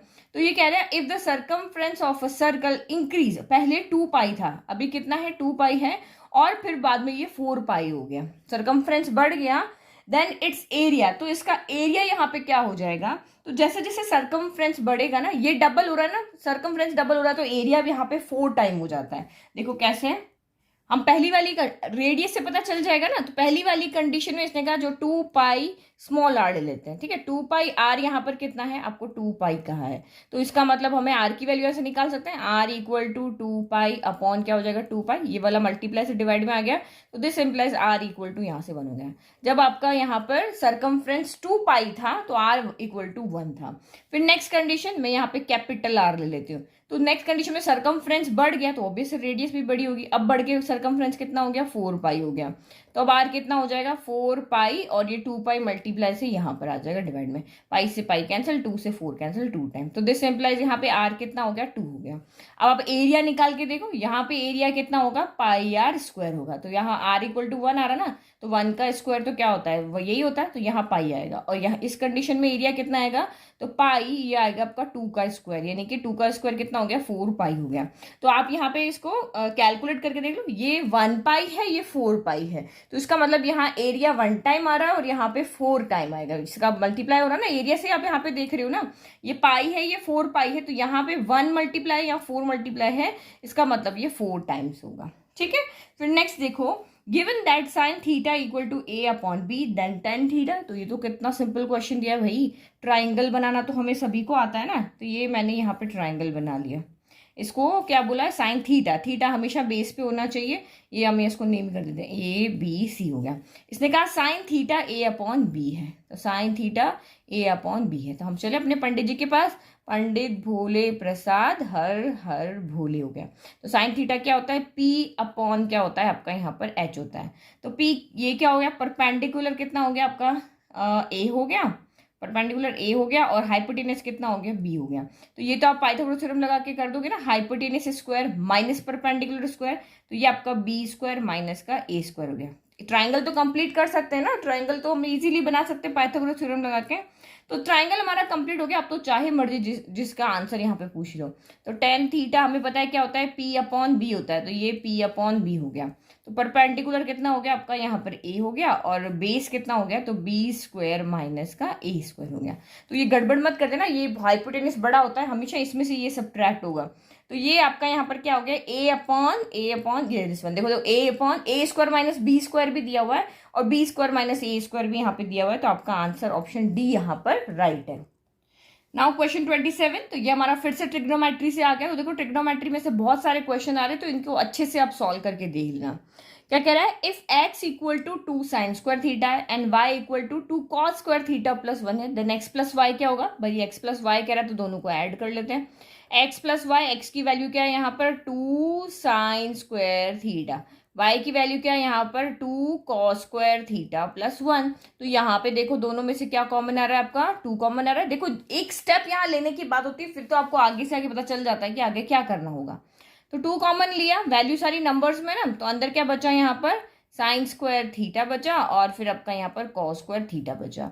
तो हमारे पास आइडेंटिटी नहीं होती sine square theta plus cos square theta equal to हमारा क्या हो जाता है यहाँ पर 1 हो जाता है। तो ये 2 1 जा कितना हो गया, ये आपका हो गया 2 इंटू 1 बच गया, ये प्लस 1 हो गया। तो ये आपका यहाँ पर आंसर कितना आ गया, तो ये 2 इंटू 1 2 प्लस 1, तो यानी कि ये आपका आंसर आ गया यहाँ पर 3 आ गया, ऑप्शन ए आपका यहाँ पर राइट है। Next, if the difference between the circumference and radius of a circle is 37 centimetre, ये बहुत इजी क्वेश्चन होता है, जैसा कह रहा है वैसा कर दो। तो कह रहा है कि ये जो डिफरेंस आपका है सर्कमफ्रेंस कितना होता है सर्कल का, फॉर्मूला याद होगा ना तो आप कर लोगे इजीली, 2 पाई आर होता है, एंड रेडियस ऑफ सर्कल कितनी होती है, तो ये आपकी यहाँ पर आर होती है। दोनों का डिफरेंस आपको यहाँ पर 37 सेंटीमीटर दिया हुआ है, और आपको कह रहे हैं कि भाई पाई की जगह 22/7 रखो, ये आप कर लो यहाँ पर, और ये सारा कुछ सॉल्व करके फिर आप circumference of the circle, circle का सर्कमफ्रेंस यहाँ पे फाइंड करके दिखाओ। तो देखो ये आपको पहले तो कह रहा है कि रेडियस और सर्कमफ्रेंस का डिफरेंस इतना आ रहा है, और अब आप फिर से सर्कमफ्रेंस ही यहाँ पे फाइंड करके दिखाओ। तो मुझे अगर सर्कमफ्रेंस फाइंड करना है तो मुझे यहाँ पे क्या चाहिए, आर चाहिए, ये आर ही चाहिए ना, 2 और पाई की वैल्यू में पता है आर ही चाहिए। तो यहाँ से हम क्या करते हैं आर कैलकुलेट करके देखते हैं। तो ये आपका 2 हो गया, पाई की जगह वैल्यू रख दो आप 22/7 हो गया, और ये इंटू आर माइनस यहाँ पे आर हो गया इक्वल टू 37 हो गया। तो भाई आर यहाँ भी है, यहाँ भी देखो दोनों जगह आर है ना, तो मैं यहाँ पे क्या करती हूँ पहले आर को कॉमन ले लिया, तो ये कितना बचा 22 इंटू 2, तो ये आपका हो गया 44/7, और यहाँ माइनस का कुछ नहीं बचा 1 बचा ना, यार तो पूरा का पूरा बाहर चला गया, इक्वल टू 37 हो गया। तो इसको पहले यहीं पे सॉल्व कर लेते हैं। तो ये आर यहाँ पे 7 है और यहाँ इसके डिवाइड में कुछ नहीं, 1 है, तो 7 और 1 का एलसीएम 7 हो गया। 7 के टेबल में 7 आता है 1 टाइम, तो यहाँ पे तो 44 ही रहा। फिर माइनस 1 के टेबल में 7 आता है 7 टाइम, तो 7 1 7 हो गया, इक्वल टू आपका 37 हो गया। तो आर कितना हो गया फिर यहाँ पे 44 में से आपका यहाँ पर 7 गया, तो ये क्या बच गया आपका 37/7 बच गया, इक्वल टू 37 हो गया। अब आर की वैल्यू चाहिए, तो आर इक्वल टू ये हो गया 37, सॉल्व हो गया ना। अब इसको उधर ले जाओ, इंटू 7, जो डिनोमिनेटर में ऊपर चला जाएगा, जो ऊपर है वो यहाँ पर नीचे चला जाएगा। तो आर यहाँ से आपका कितना आ गया है, आर इक्वल टू 7 आ गया। अब इसने कहा भाई सर्कल की सरकमफ्रेंस फाइंड करके बताओ, तो बस वैल्यू रख दो, ये 2 हो गया, ये 22/7 हो गया, ये आपका 7 हो गया, 7 से 7 कैंसिल हो गया, 22 इंटू 2, तो ये 44 आंसर आ गया। तो ये तो बहुत सीधा सा क्वेश्चन था, यहाँ पे तो कुछ हमें डाउट की या ऐसा कोई ट्रिकी क्वेश्चन तो था नहीं। नाउ नेक्स्ट देखो, the least number that is divisible by all the numbers from 1 to 10। ये मैंने आपको अभी जो यहाँ पे फर्स्ट चैप्टर का क्वेश्चन है, तो फर्स्ट चैप्टर की जब मैंने आपको यहाँ पे भी क्वेश्चन सॉल्व करवाया था ना 35 क्वेश्चन, उसमें ये क्वेश्चन भी था, ये क्वेश्चन भी था। तो ये बहुत इंपॉर्टेंट क्वेश्चन है, देखो यहाँ पर भी आ गया। तो मैंने वो सारे क्वेश्चन आर.डी. शर्मा में से लिए थे, तो बहुत अच्छे से इसको आप समझना, क्योंकि आपको पता ही नहीं चलता यहाँ पे करना क्या होता है।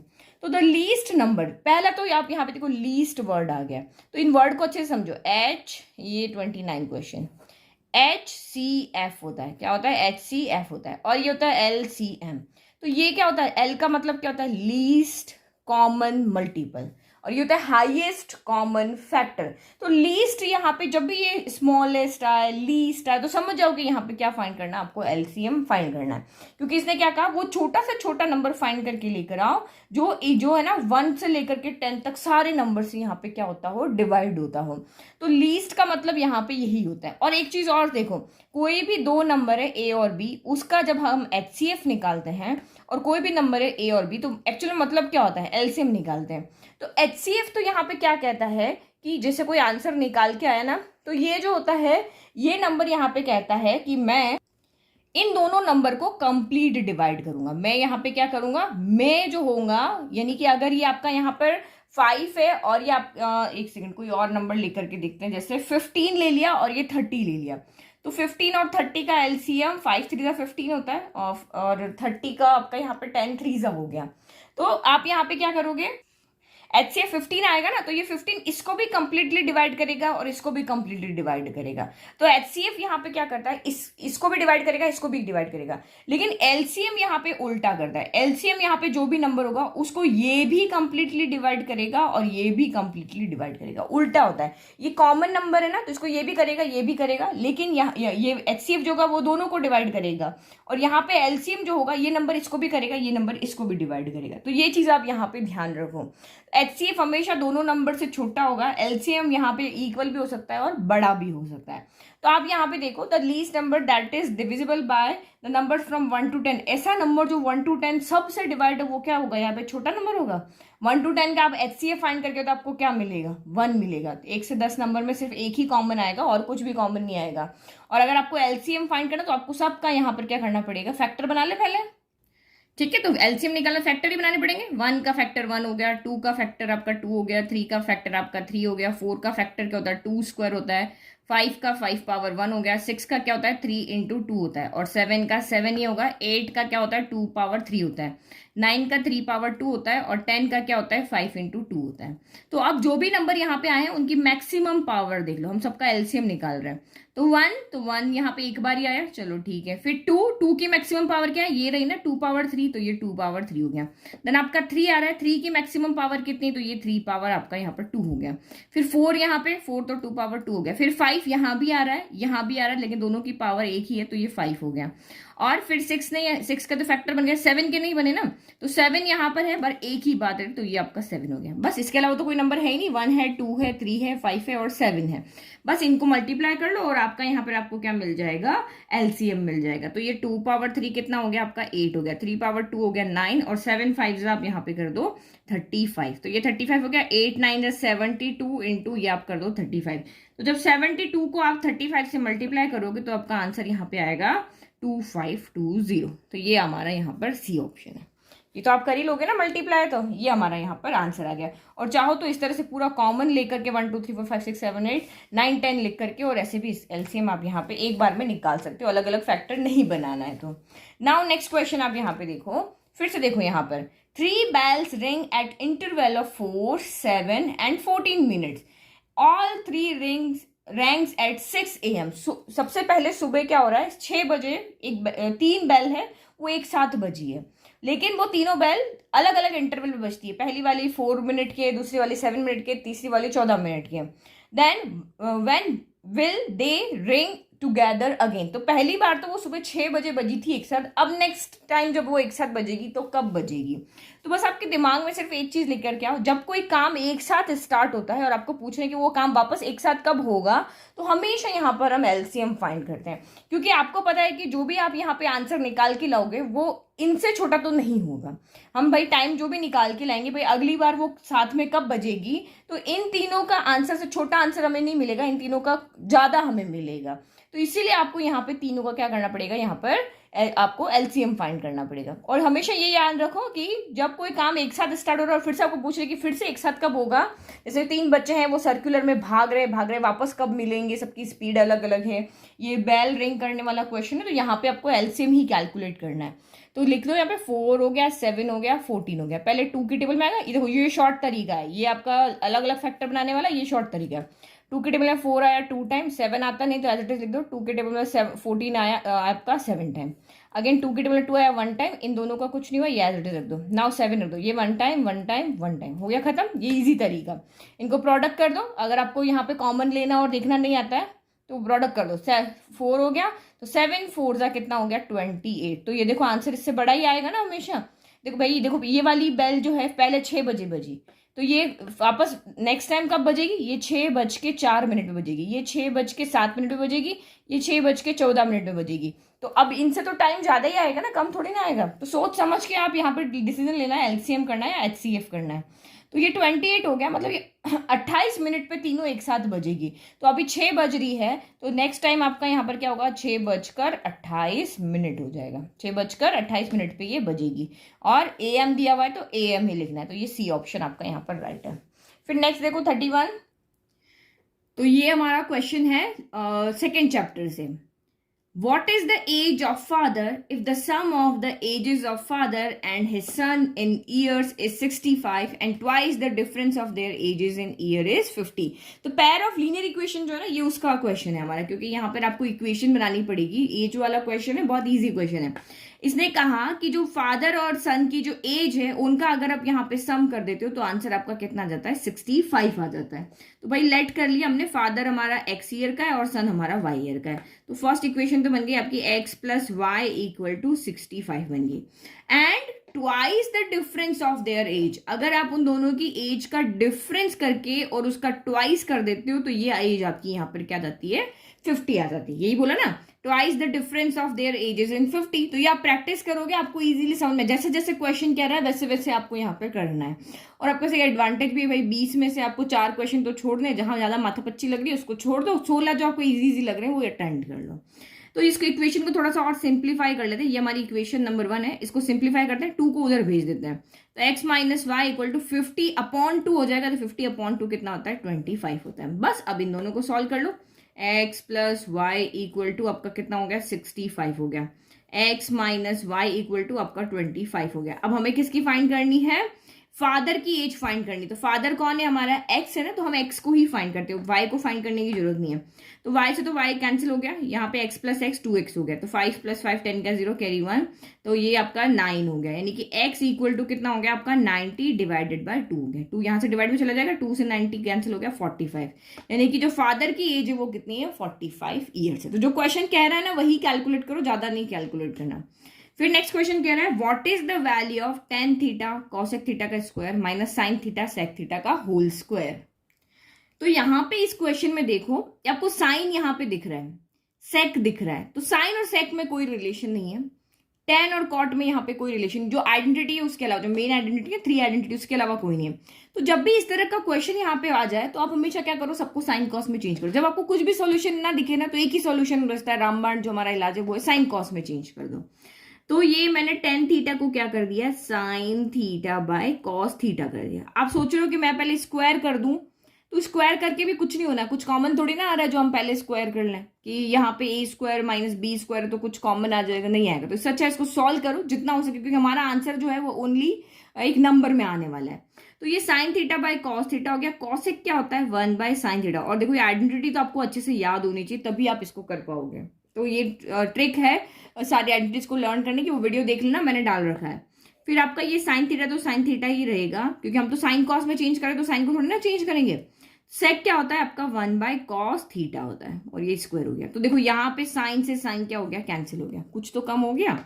अब ये 1/cos थीटा हो गया, तो इसको क्या लिख देते हम यहाँ पे 1/, हमें जो चाहिएगा वो दिखेंगे, 1/cos थीटा भी जैसा है वैसा कभी रह देते हैं। और ये क्या हो गया, sine theta into 1/cos theta. तो ये आपका यहाँ पर क्या होता है, ये माइनस है बीच में, साइन बाय कॉस कितना हो जाएगा, टेन थीटा। तो टेन थीटा का स्क्वायर हो जाएगा।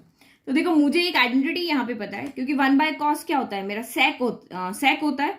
तो 1/cos की जगह मैं यहाँ पे अगर सेक कर देती तो sec square theta minus tan square theta हो गया। और जब भी स्क्वायर आ रहा है तो वही तीन आइडेंटिटी आपके दिमाग में होनी चाहिए। कौन सी है, यहाँ सेक और टेन में कौन सी होती है, 1 + tan स्क्वायर थीटा जो होता है वो आपका सेक स्क्वायर थीटा होता है। तो 1 = सेक स्क्वायर थीटा, प्लस का 10 इधर आ जाके माइनस का tan स्क्वायर थीटा हो जाएगा। तो मैं इसको सेक कर देती हूँ, तो ये sec square theta minus tan square theta लग जाएगा। तो ये यही क्या, 1/cos को सेक स्क्वायर थीटा कर दिया, ये माइनस का tan स्क्वायर थीटा कर दिया, और इसकी वैल्यू यहाँ पे कितनी आ जाएगी, 1 आ जाएगी। तो ये हमारा ऑप्शन सी यहाँ पर क्या हो गया, राइट हो गया। देखो करते गए हमें खुद सोल्यूशन मिल गया, तो बस एक स्टेप लेने की जरूरत है बस। तो क्वेश्चन नंबर 33 देखो, ये कोई आपको स्ट्रेट फॉर्मूला कहीं बुक में नहीं मिलेगा। आर.डी. शर्मा जिन्होंने अच्छे से पढ़ी, क्योंकि ये क्वेश्चन वहीं पर है, वो उसको अच्छे से समझ पाएगा। The perimeter of two similar triangles are 26 centimetre and 39 centimetre. The ratio of their areas will be.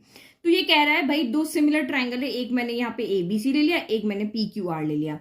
तो ये दोनों ट्राइंगल आपके सिमिलर है, उनके पेरीमीटर का रेशियो आपको यहाँ दिया, perimeter of triangle 1 divided by perimeter of triangle 2, ये कितना दिया हुआ है, 26/39 दिया है। तो आपको कह रहे हैं कि भाई area of triangle 1 divided by area of triangle 2 आप यहाँ पर फाइंड करके दिखाओ।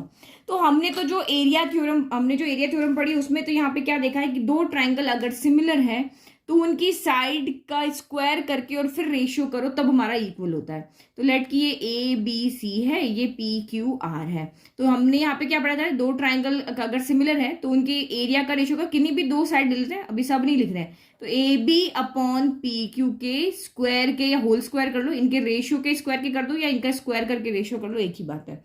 तो उनके इक्वल यहाँ पर होता है, ये आप ऐसे भी लिख सकते हो। तो अब हमें पता है कि इन दोनों ट्राइंगल अगर सिमिलर है तो मुझे अगर इनके एरिया का रेशियो चाहिए तो कोई ना कोई मुझे यहाँ पर साइड चाहिए। तो साइड तो इन्होंने दी हुई नहीं है, इन्होंने तो हमें क्या दिया हुआ है, पेरीमीटर दिया हुआ है। तो अब आपको यहाँ पे देखना पड़ेगा कि दो ट्राइंगल अगर सिमिलर है तो उनके पेरीमीटर अगर हमें रेशियो पता चल जाता है तो हम साइड यहाँ पे फाइंड कर लेंगे। तो आप यहाँ पे देखो, यहाँ पे कंडीशन होती है, हमने यहाँ पे थ्योरम में पढ़ा है कि भाई दो ट्राइंगल सिमिलर होते हैं तो क्या क्या इक्वल होते हैं, तो उनके एल्टीट्यूड्स इक्वल होते हैं, मतलब उनकी रेशियो, एल्टीट्यूड्स का रेशियो भी इक्वल होता है, मीडियन का रेशियो यहाँ पर इक्वल होता है। तो ऐसे ही उनके पेरीमीटर का रेशियो भी क्या होता है, इक्वल होता है। अगर दो ट्राइंगल सिमिलर है तो इनकी साइड का रेशियो उनके पेरीमीटर के रेशियो के भी इक्वल होता है।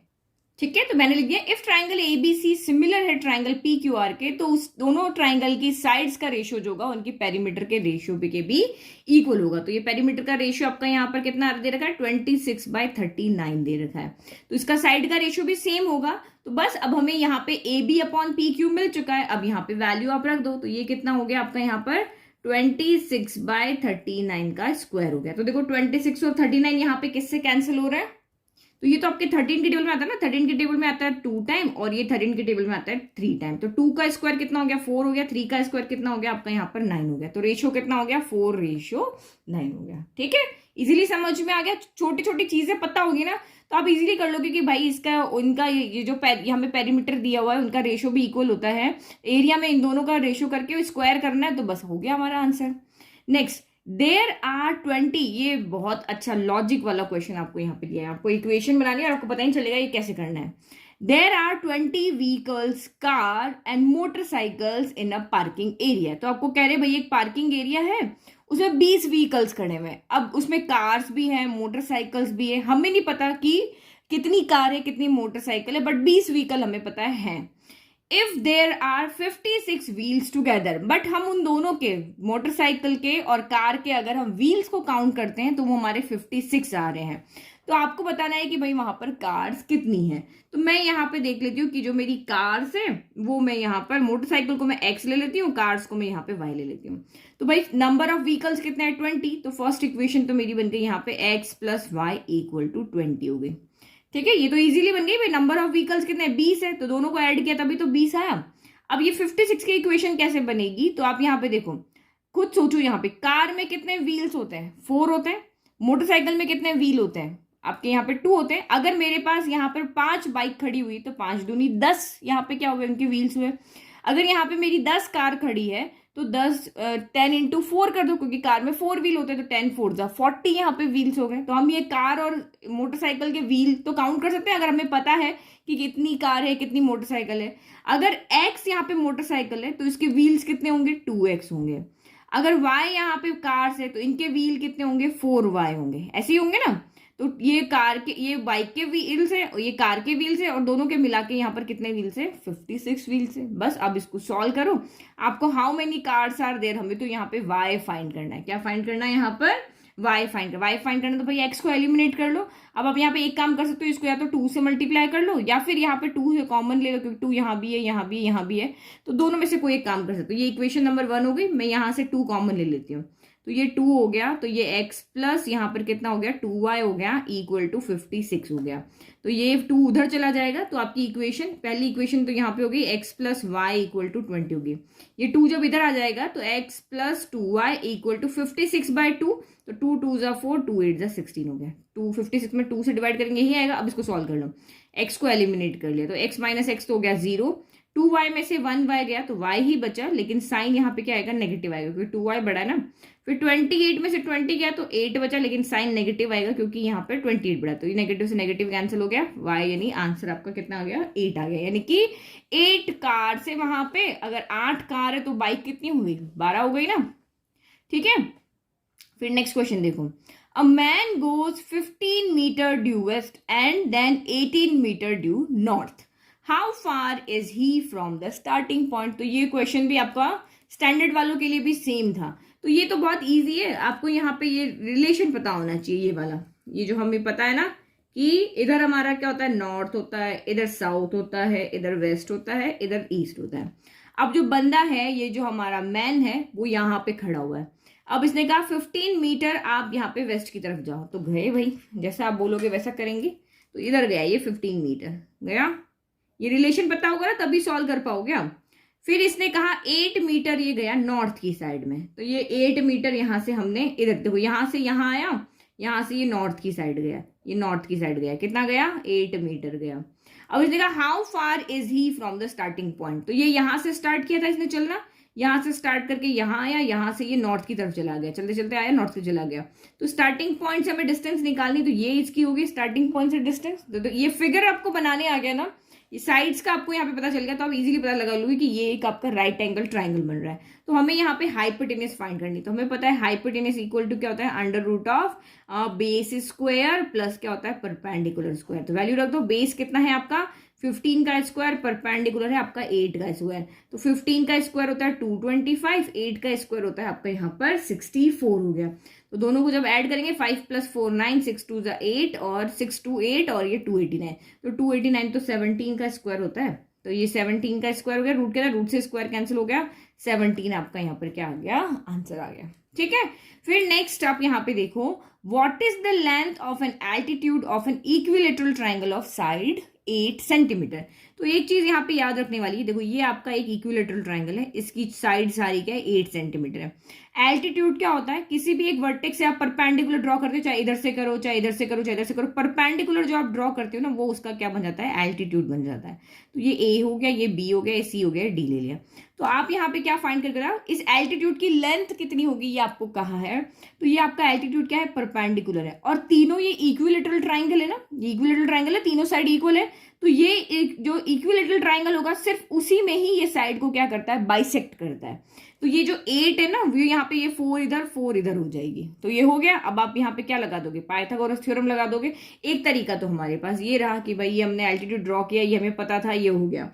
और दूसरा तरीका हमें यहाँ पर ये पता है कि जो एल्टीट्यूड होता है इक्विलेटरल ट्राइंगल का, वो √3/2 साइड होता है। तो ये फॉर्मूला अगर याद है तो भी अच्छी बात है, नहीं याद है तो आप यहाँ पे बना के सॉल्व कर सकते हो। यहाँ पे आपको क्या करना है, परपेंडिकुलर चाहिए ना, तो परपेंडिकुलर स्क्वायर इक्वल टू क्या होगा, हाइपोटेनियस का स्क्वायर माइनस का बेस स्क्वायर हो जाएगा। तो हाइपोटेनियस कितना है आपका यहाँ पर 8 स्क्वायर माइनस बेस कितना है 4 का स्क्वायर, तो 8 64 माइनस यहाँ पे क्या हो जाएगा आपका 16 हो जाएगा।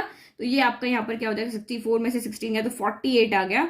48 के आप यहाँ पे क्या कर लो, फैक्टर बना लो। तो फैक्टर बनाया 2 2 जा 4 2 4 जा 8 2 1 जा 2 2 2 जा 4, फिर अगेन आपका यहाँ पर आया 2 6 जा 12, फिर आपका 2 3 जा 6, फिर ये 3 आया 1, यानी कि इसकी पैरिंग हो रही है, इसकी पैरिंग हो रही है, तो ये बाहर आ जाएगा, 3 अंदर ही रह जाएगा। तो ये आपका कितना हो गया 2, यहाँ से एक 2 बाहर आया, यहाँ से एक 2 बाहर आया, तो 2 2 जा क्या हो गया 4√3 हो गया। और ये वाला तो सीधा फॉर्मूला है, √3/2, साइड कितनी है 8 है, 2 से 8 कैंसिल हुआ 4 टाइम, तो ये आपका यहाँ पर क्या हो गया 4√3 हो गया। तो इसमें भी आंसर सेम आ रहा है, इसमें भी आंसर सेम आ रहा है। 2 मेथड आपको आता है, उससे आप कर लो, ये वाला इजी, ये वाला इजी, ये याद रखना पड़ेगा। नाउ नेक्स्ट आप यहाँ पे देखो, ठीक है, ये हमारा आ गया नेक्स्ट क्वेश्चन प्रोबेबिलिटी वाला। If the letters of the word Ramanujan are put in a box and one letter is drawn at random, the probability that the letter is A। तो यहाँ पे आपको कहा है कि रामानुजन वर्ड बनाने के लिए जितने भी लेटर्स है, कितने लेटर्स है 1 2 3 4 5 6 7 8 9, तो हमने क्या कर दिया, रामानुजन के ये जो यहाँ पर 9 लेटर्स जो भी हैं आपके, वो सारे के सारे हमने क्या कर दिया, एक बॉक्स में डाल दिए। फिर हमने उसको शफल किया और उसमें से हमने एक लेटर बाहर निकाला, तो उसमें से ए आने की क्या प्रोबेबिलिटी है, तो वही हमारा यहाँ पे तो हम एक ही चीज देखते हैं भाई, पॉसिबल आउटकम्स क्या, उस बैग में कितने लेटर्स है, तो 1 2 3 4 5 6 7 8 9 लेटर्स है। और फेवरेबल आउटकम्स यानी हमें तो यहाँ पे ए निकालना है, तो ए कितने हैं, तो ए 1 यहाँ है, 1 यहाँ है, 1 यहाँ है, तो 3 है। तो इसका मतलब प्रोबेबिलिटी आपकी कितनी हो जाएगी, प्रोबेबिलिटी हो जाएगी favourable outcomes divided by possible outcomes. तो 3 की टेबल में 3 आया 1 टाइम, 3 की टेबल में 9 आया आपका यहाँ पे 3 टाइम। तो देखो कितना सिंपल क्वेश्चन है, इतना इजीली सॉल्व हो गया। ठीक है, तो उसने बोला कि भाई सारे के सारे लेटर यहाँ पे डाले हैं। अगर यही कहते कि रामानुजन वर्ड बनाना है तो कितने लेटर्स हमें चाहिए होंगे, वो अलग तरीके से होता।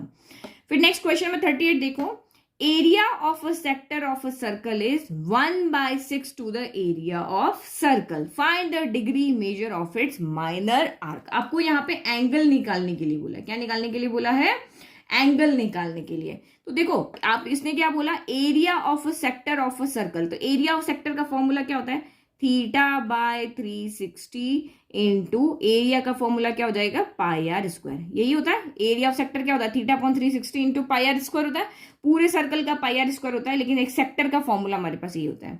इज का मतलब यहाँ पर इक्वल हो गया, और ये किसके इक्वल है, 1/6 ऑफ एरिया ऑफ सर्कल। तो एरिया ऑफ सर्कल क्या होता है आपका πr² होता है।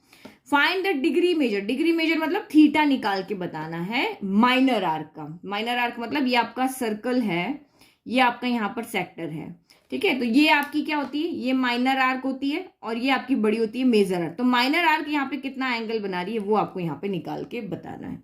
तो देखो πr² से तो πr² यहाँ पे क्या हो गया, पूरा कैंसिल हो गया। अब हमें थीटा की वैल्यू चाहिए, 360 को उधर भेज दो, डिवाइड में तो ऊपर चला जाएगा, 360/6 हो गया, तो 6 से कैंसिल हुआ यहाँ पे 6 टाइम, और ये 0 एज इट इज। तो ये 60 डिग्री का एंगल यहाँ बीच में क्या करेगा, बनाएगा। बस सॉल्व करके हमने देख लिया ना, और इजीली भी देख सकते हो, πr² सेम है, तो यहाँ 6 के टेबल में किससे मल्टीप्लाई करेगी, 360 आता है, तो यहाँ पे आपको पता है 60 से करेंगे तभी आएगा ना, तो बस हो गया सॉल्व। फिर नेक्स्ट क्वेश्चन नंबर 39 देखो, क्वेश्चन नंबर 39 आपको यहाँ पे क्या कह रहा है, a vertical stick 20 metre long cast a shadow 10 metre long on the ground. तो ठीक है, at the same time a tower cast a shadow 50 metre long, what is the height of the tower. तो shadow बन रही है, shadow बनने के लिए यहाँ पे कौन जरूरी है, जब सूरज भगवान होंगे तभी तो शेडो बनेगी। तो पहले हम यहाँ पे क्या करते हैं, एक सन को बनाते हैं। ये क्वेश्चन देखो बहुत अच्छा क्वेश्चन है ये। तो ये सन भगवान यहाँ पे बैठे हुए हैं, इनकी वजह से हमें शेडो बन रही है। तो पहले यहाँ पे कौन है, एक यहाँ पर स्टिक है और एक टावर है। टावर हमेशा स्टिक से क्या होगी, बड़ी होगी, स्टिक तो बहुत छोटी होती है। तो ये हमारी टावर है, इसकी शेडो, और ये इसी के साथ में यहाँ पे एक स्टिक भी है, ठीक है। ये टावर है, स्टिक है, और ये इनकी शेडो बन रही है। अलग अलग भी बना सकते हो फिगर और साथ में ही बना सकते हो। तो सेम टाइम पे ये यहाँ से इसकी शेडो बन रही है टावर की, इतनी लंबी, कितनी बोला था आपको, 50 मीटर बोला था ना। तो ये यहाँ से यहाँ तक आपकी क्या है, 50 मीटर। मैं इसको नेमिंग कर दी, ए बी सी, और ये एस, स्टिक का एस और टावर का टी। तो AC जो है वो हमारी यहाँ पे शेडो कितनी है, 50। भाई टावर है तो इसकी शेडो इतनी लंबी बनेगी। फिर जो स्टिक है, ये स्टिक यहाँ पे, स्टिक की शेडो कितनी बन रही है, ये आपकी यहाँ से यहाँ तक 20 मीटर बन रही है, और ये AC जो है 50 मीटर बन रही है। What is the height of the tower, आपको बताना भाई इस टावर की हाइट यहाँ पे क्या होगी। तो ये रहा हमारा राइट एंगल ट्राइंगल। अब यहाँ पे फिर से आप यहाँ पे टावर की हाइट निकालनी है, तो आपको पता है राइट एंगल ट्राइंगल, क्योंकि टावर और जो स्टिक होगी वो वर्टिकली तो खड़ी होगी। हम भी तो ग्राउंड के साथ कैसे खड़े करते हैं, 90 डिग्री का एंगल बना के ही खड़े होते हैं। तो टावर भी झुका हुआ थोड़ी ना होता है, स्टिक भी नहीं होती। तो ये राइट एंगल ट्राइंगल हो गया। तो अगर मुझे इस वाले ट्राइंगल की AC पता है, अगर एक साइड और पता होती तो मैं पाइथागोरस थ्योरम लगा लेती, बट पाइथागोरस थ्योरम लगा नहीं सकते क्योंकि एक ही साइड पता है। तो जब वो काम नहीं कर सकते तो दूसरा काम हमारे पास होता है ट्रिग्नोमेट्री लगाने का। तो ट्रिग्नोमेट्री भी नहीं लगा सकते क्योंकि यहाँ पर हमारे पास एक्यूट एंगल नहीं है। ट्रिग्नोमेट्री की कंडीशन देखो, पाइथागोरस थ्योरम की कंडीशन होती है 2 साइड होनी चाहिए, ट्रिग्नोमेट्री की कंडीशन होती है एक्यूट एंगल होना चाहिए और एक साइड होनी चाहिए। अगर वो भी नहीं हो रहा तो फिर हम ट्राइंगल के सिमिलरिटी पे जाते हैं कि भाई ट्राइंगल सिमिलर करके और फिर हम उस क्वेश्चन को यहाँ पर सॉल्व कर लें। तो अच्छा, आपको यहाँ पर ये स्टिक जो है वर्टिकल स्टिक 20 मीटर लॉन्ग है। अच्छा 20 मीटर तो ये है, और ये 10 मीटर का यहाँ पर शेडो बना रही। तो ये दो चीज हमें यहाँ पर गिवन है। ओके, तो अब यहाँ पे ट्राइंगल सिमिलर करो। ये तो आपको इजीली दिख रहा है कि ट्राइंगल ABS जो है वो सिमिलर है ट्राइंगल ACT के। क्यों सिमिलर है, एंगल से। भाई ये एंगल तो दोनों में कॉमन है, इस बड़े वाले ट्राइंगल में भी छोटे वाले ट्राइंगल में भी है, और एक एंगल आपका यहाँ पे 90 डिग्री है। तो बाय एंगल से दोनों ट्राइंगल क्या हो गए, सिमिलर हो गए। अब सिमिलर हो गए तो साइड्स का रेशियो इक्वल होता है, तो साइड्स का रेशियो रखो आप यहाँ पे। पहले छोटा वाला ट्राइंगल लिया हुआ ना, छोटा वाला रखेंगे। तो इसकी साइड देखो यहाँ पे, देखेंगे ये एंगल A ना, एंगल A के सामने इसकी कौन सी साइड आ रही है, तो इसकी साइड आ रही है आपकी BS आ रही है। और एंगल A के सामने बड़े वाले ट्राइंगल की कौन सी साइड आ रही है, तो ये आपकी यहाँ पर TC आ रही है, इक्वल टू। फिर आप यहाँ 90 के सामने ये साइड आ रही है और इसकी ये वाली साइड आ रही है, बट उससे हमें मतलब नहीं क्योंकि इसकी तो वैल्यू में पता ही नहीं है। ये देखो AS अपॉन क्या आ जाएगा, AT आ जाएगा। तो ये हो गया। अब जो बचा वो यहाँ पे लिख दो। तो ये हमारी एक साइड और कौन सी बची है, AB अपॉन क्या बची है हमारे पास, AC। नाउ वैल्यू पुट करो, BS, तो BS आपका यहाँ पर 20 है, तो TC तो हमें यहाँ पर फाइंड करना है, ठीक है। और AB कितना है, तो AB आपको यहाँ पर 10 दिया हुआ है, और AC कितना है, तो वो आपको यहाँ पर 50 दिया हुआ है। तो बस अब इसको सॉल्व कर लो। TC देखो 50 इसके पास चला जाएगा, 10 नीचे आ जाएगा, तो TC हमारा यहाँ पे कैलकुलेट हो जाएगा। TC कैसे आ जाएगा, 50 उधर चला गया, TC इधर गया और 10 इधर आ गया। क्रॉस मल्टीप्लाई तो कर सकते हो ना, देखो ये पहले उधर गया तो 20 इंटू 50 हो गया, और 10 यहाँ आ गया, TC उधर चला गया, तो ये 10 इसके आ गया डिवाइड में। तो ये आपका 0 से एक 0 कैंसिल, तो 5 2 10 और एक 0 और, तो 100 हो गया। 100 मीटर इसकी यहाँ से क्या हो गई, हाइट हो गई, ठीक है। तो वो तो आप ऐसे भी लगा, देखो ये शेडो जो है ये 10 है और इसकी शेडो 50 है, 5 टाइम ज्यादा है, तो ऑब्वियसली हाइट भी इसकी 5 टाइम क्या होगी, ज्यादा होगी। सिमिलरिटी लगा रहे ना, 10 का 5 टाइम 50 होता है, तो 20 का 5 टाइम कितना हो जाएगा, 100 हो जाएगा। भाई ट्राइंगल सिमिलर हो गए तो आप रेशियो देख सकते हो। फिर next, what is the solution of the pair of linear equation. ये सेम क्वेश्चन आपका स्टैंडर्ड वाले पेपर में भी था, क्योंकि ये इक्वेशन आपकी इजीली सॉल्व होने वालों में नहीं है। ये इक्वेशन आपकी एक कंडीशन से सॉल्व होती है। क्यों, क्योंकि ये इक्वेशन देखो कैसी है, जो यहाँ पे x का कॉफिशिएंट है वो इस इक्वेशन में y का कॉफिशिएंट है, और जो यहाँ पे y का कॉफिशिएंट है वो इस इक्वेशन में x का कॉफिशिएंट है। तो जब भी इस तरह से शफल हो रहा होता है ना, तो आपको इसको सॉल्व करने का तरीका है। देखो ये एक तरीके से ही सॉल्व होगी, बट ये बहुत लेंथी हो जाता है। तो सॉल्व क्या होता है, एक बार आपको दोनों इक्वेशन को ऐड करना होता है और एक बार इनको सब्ट्रैक्ट करना होता है।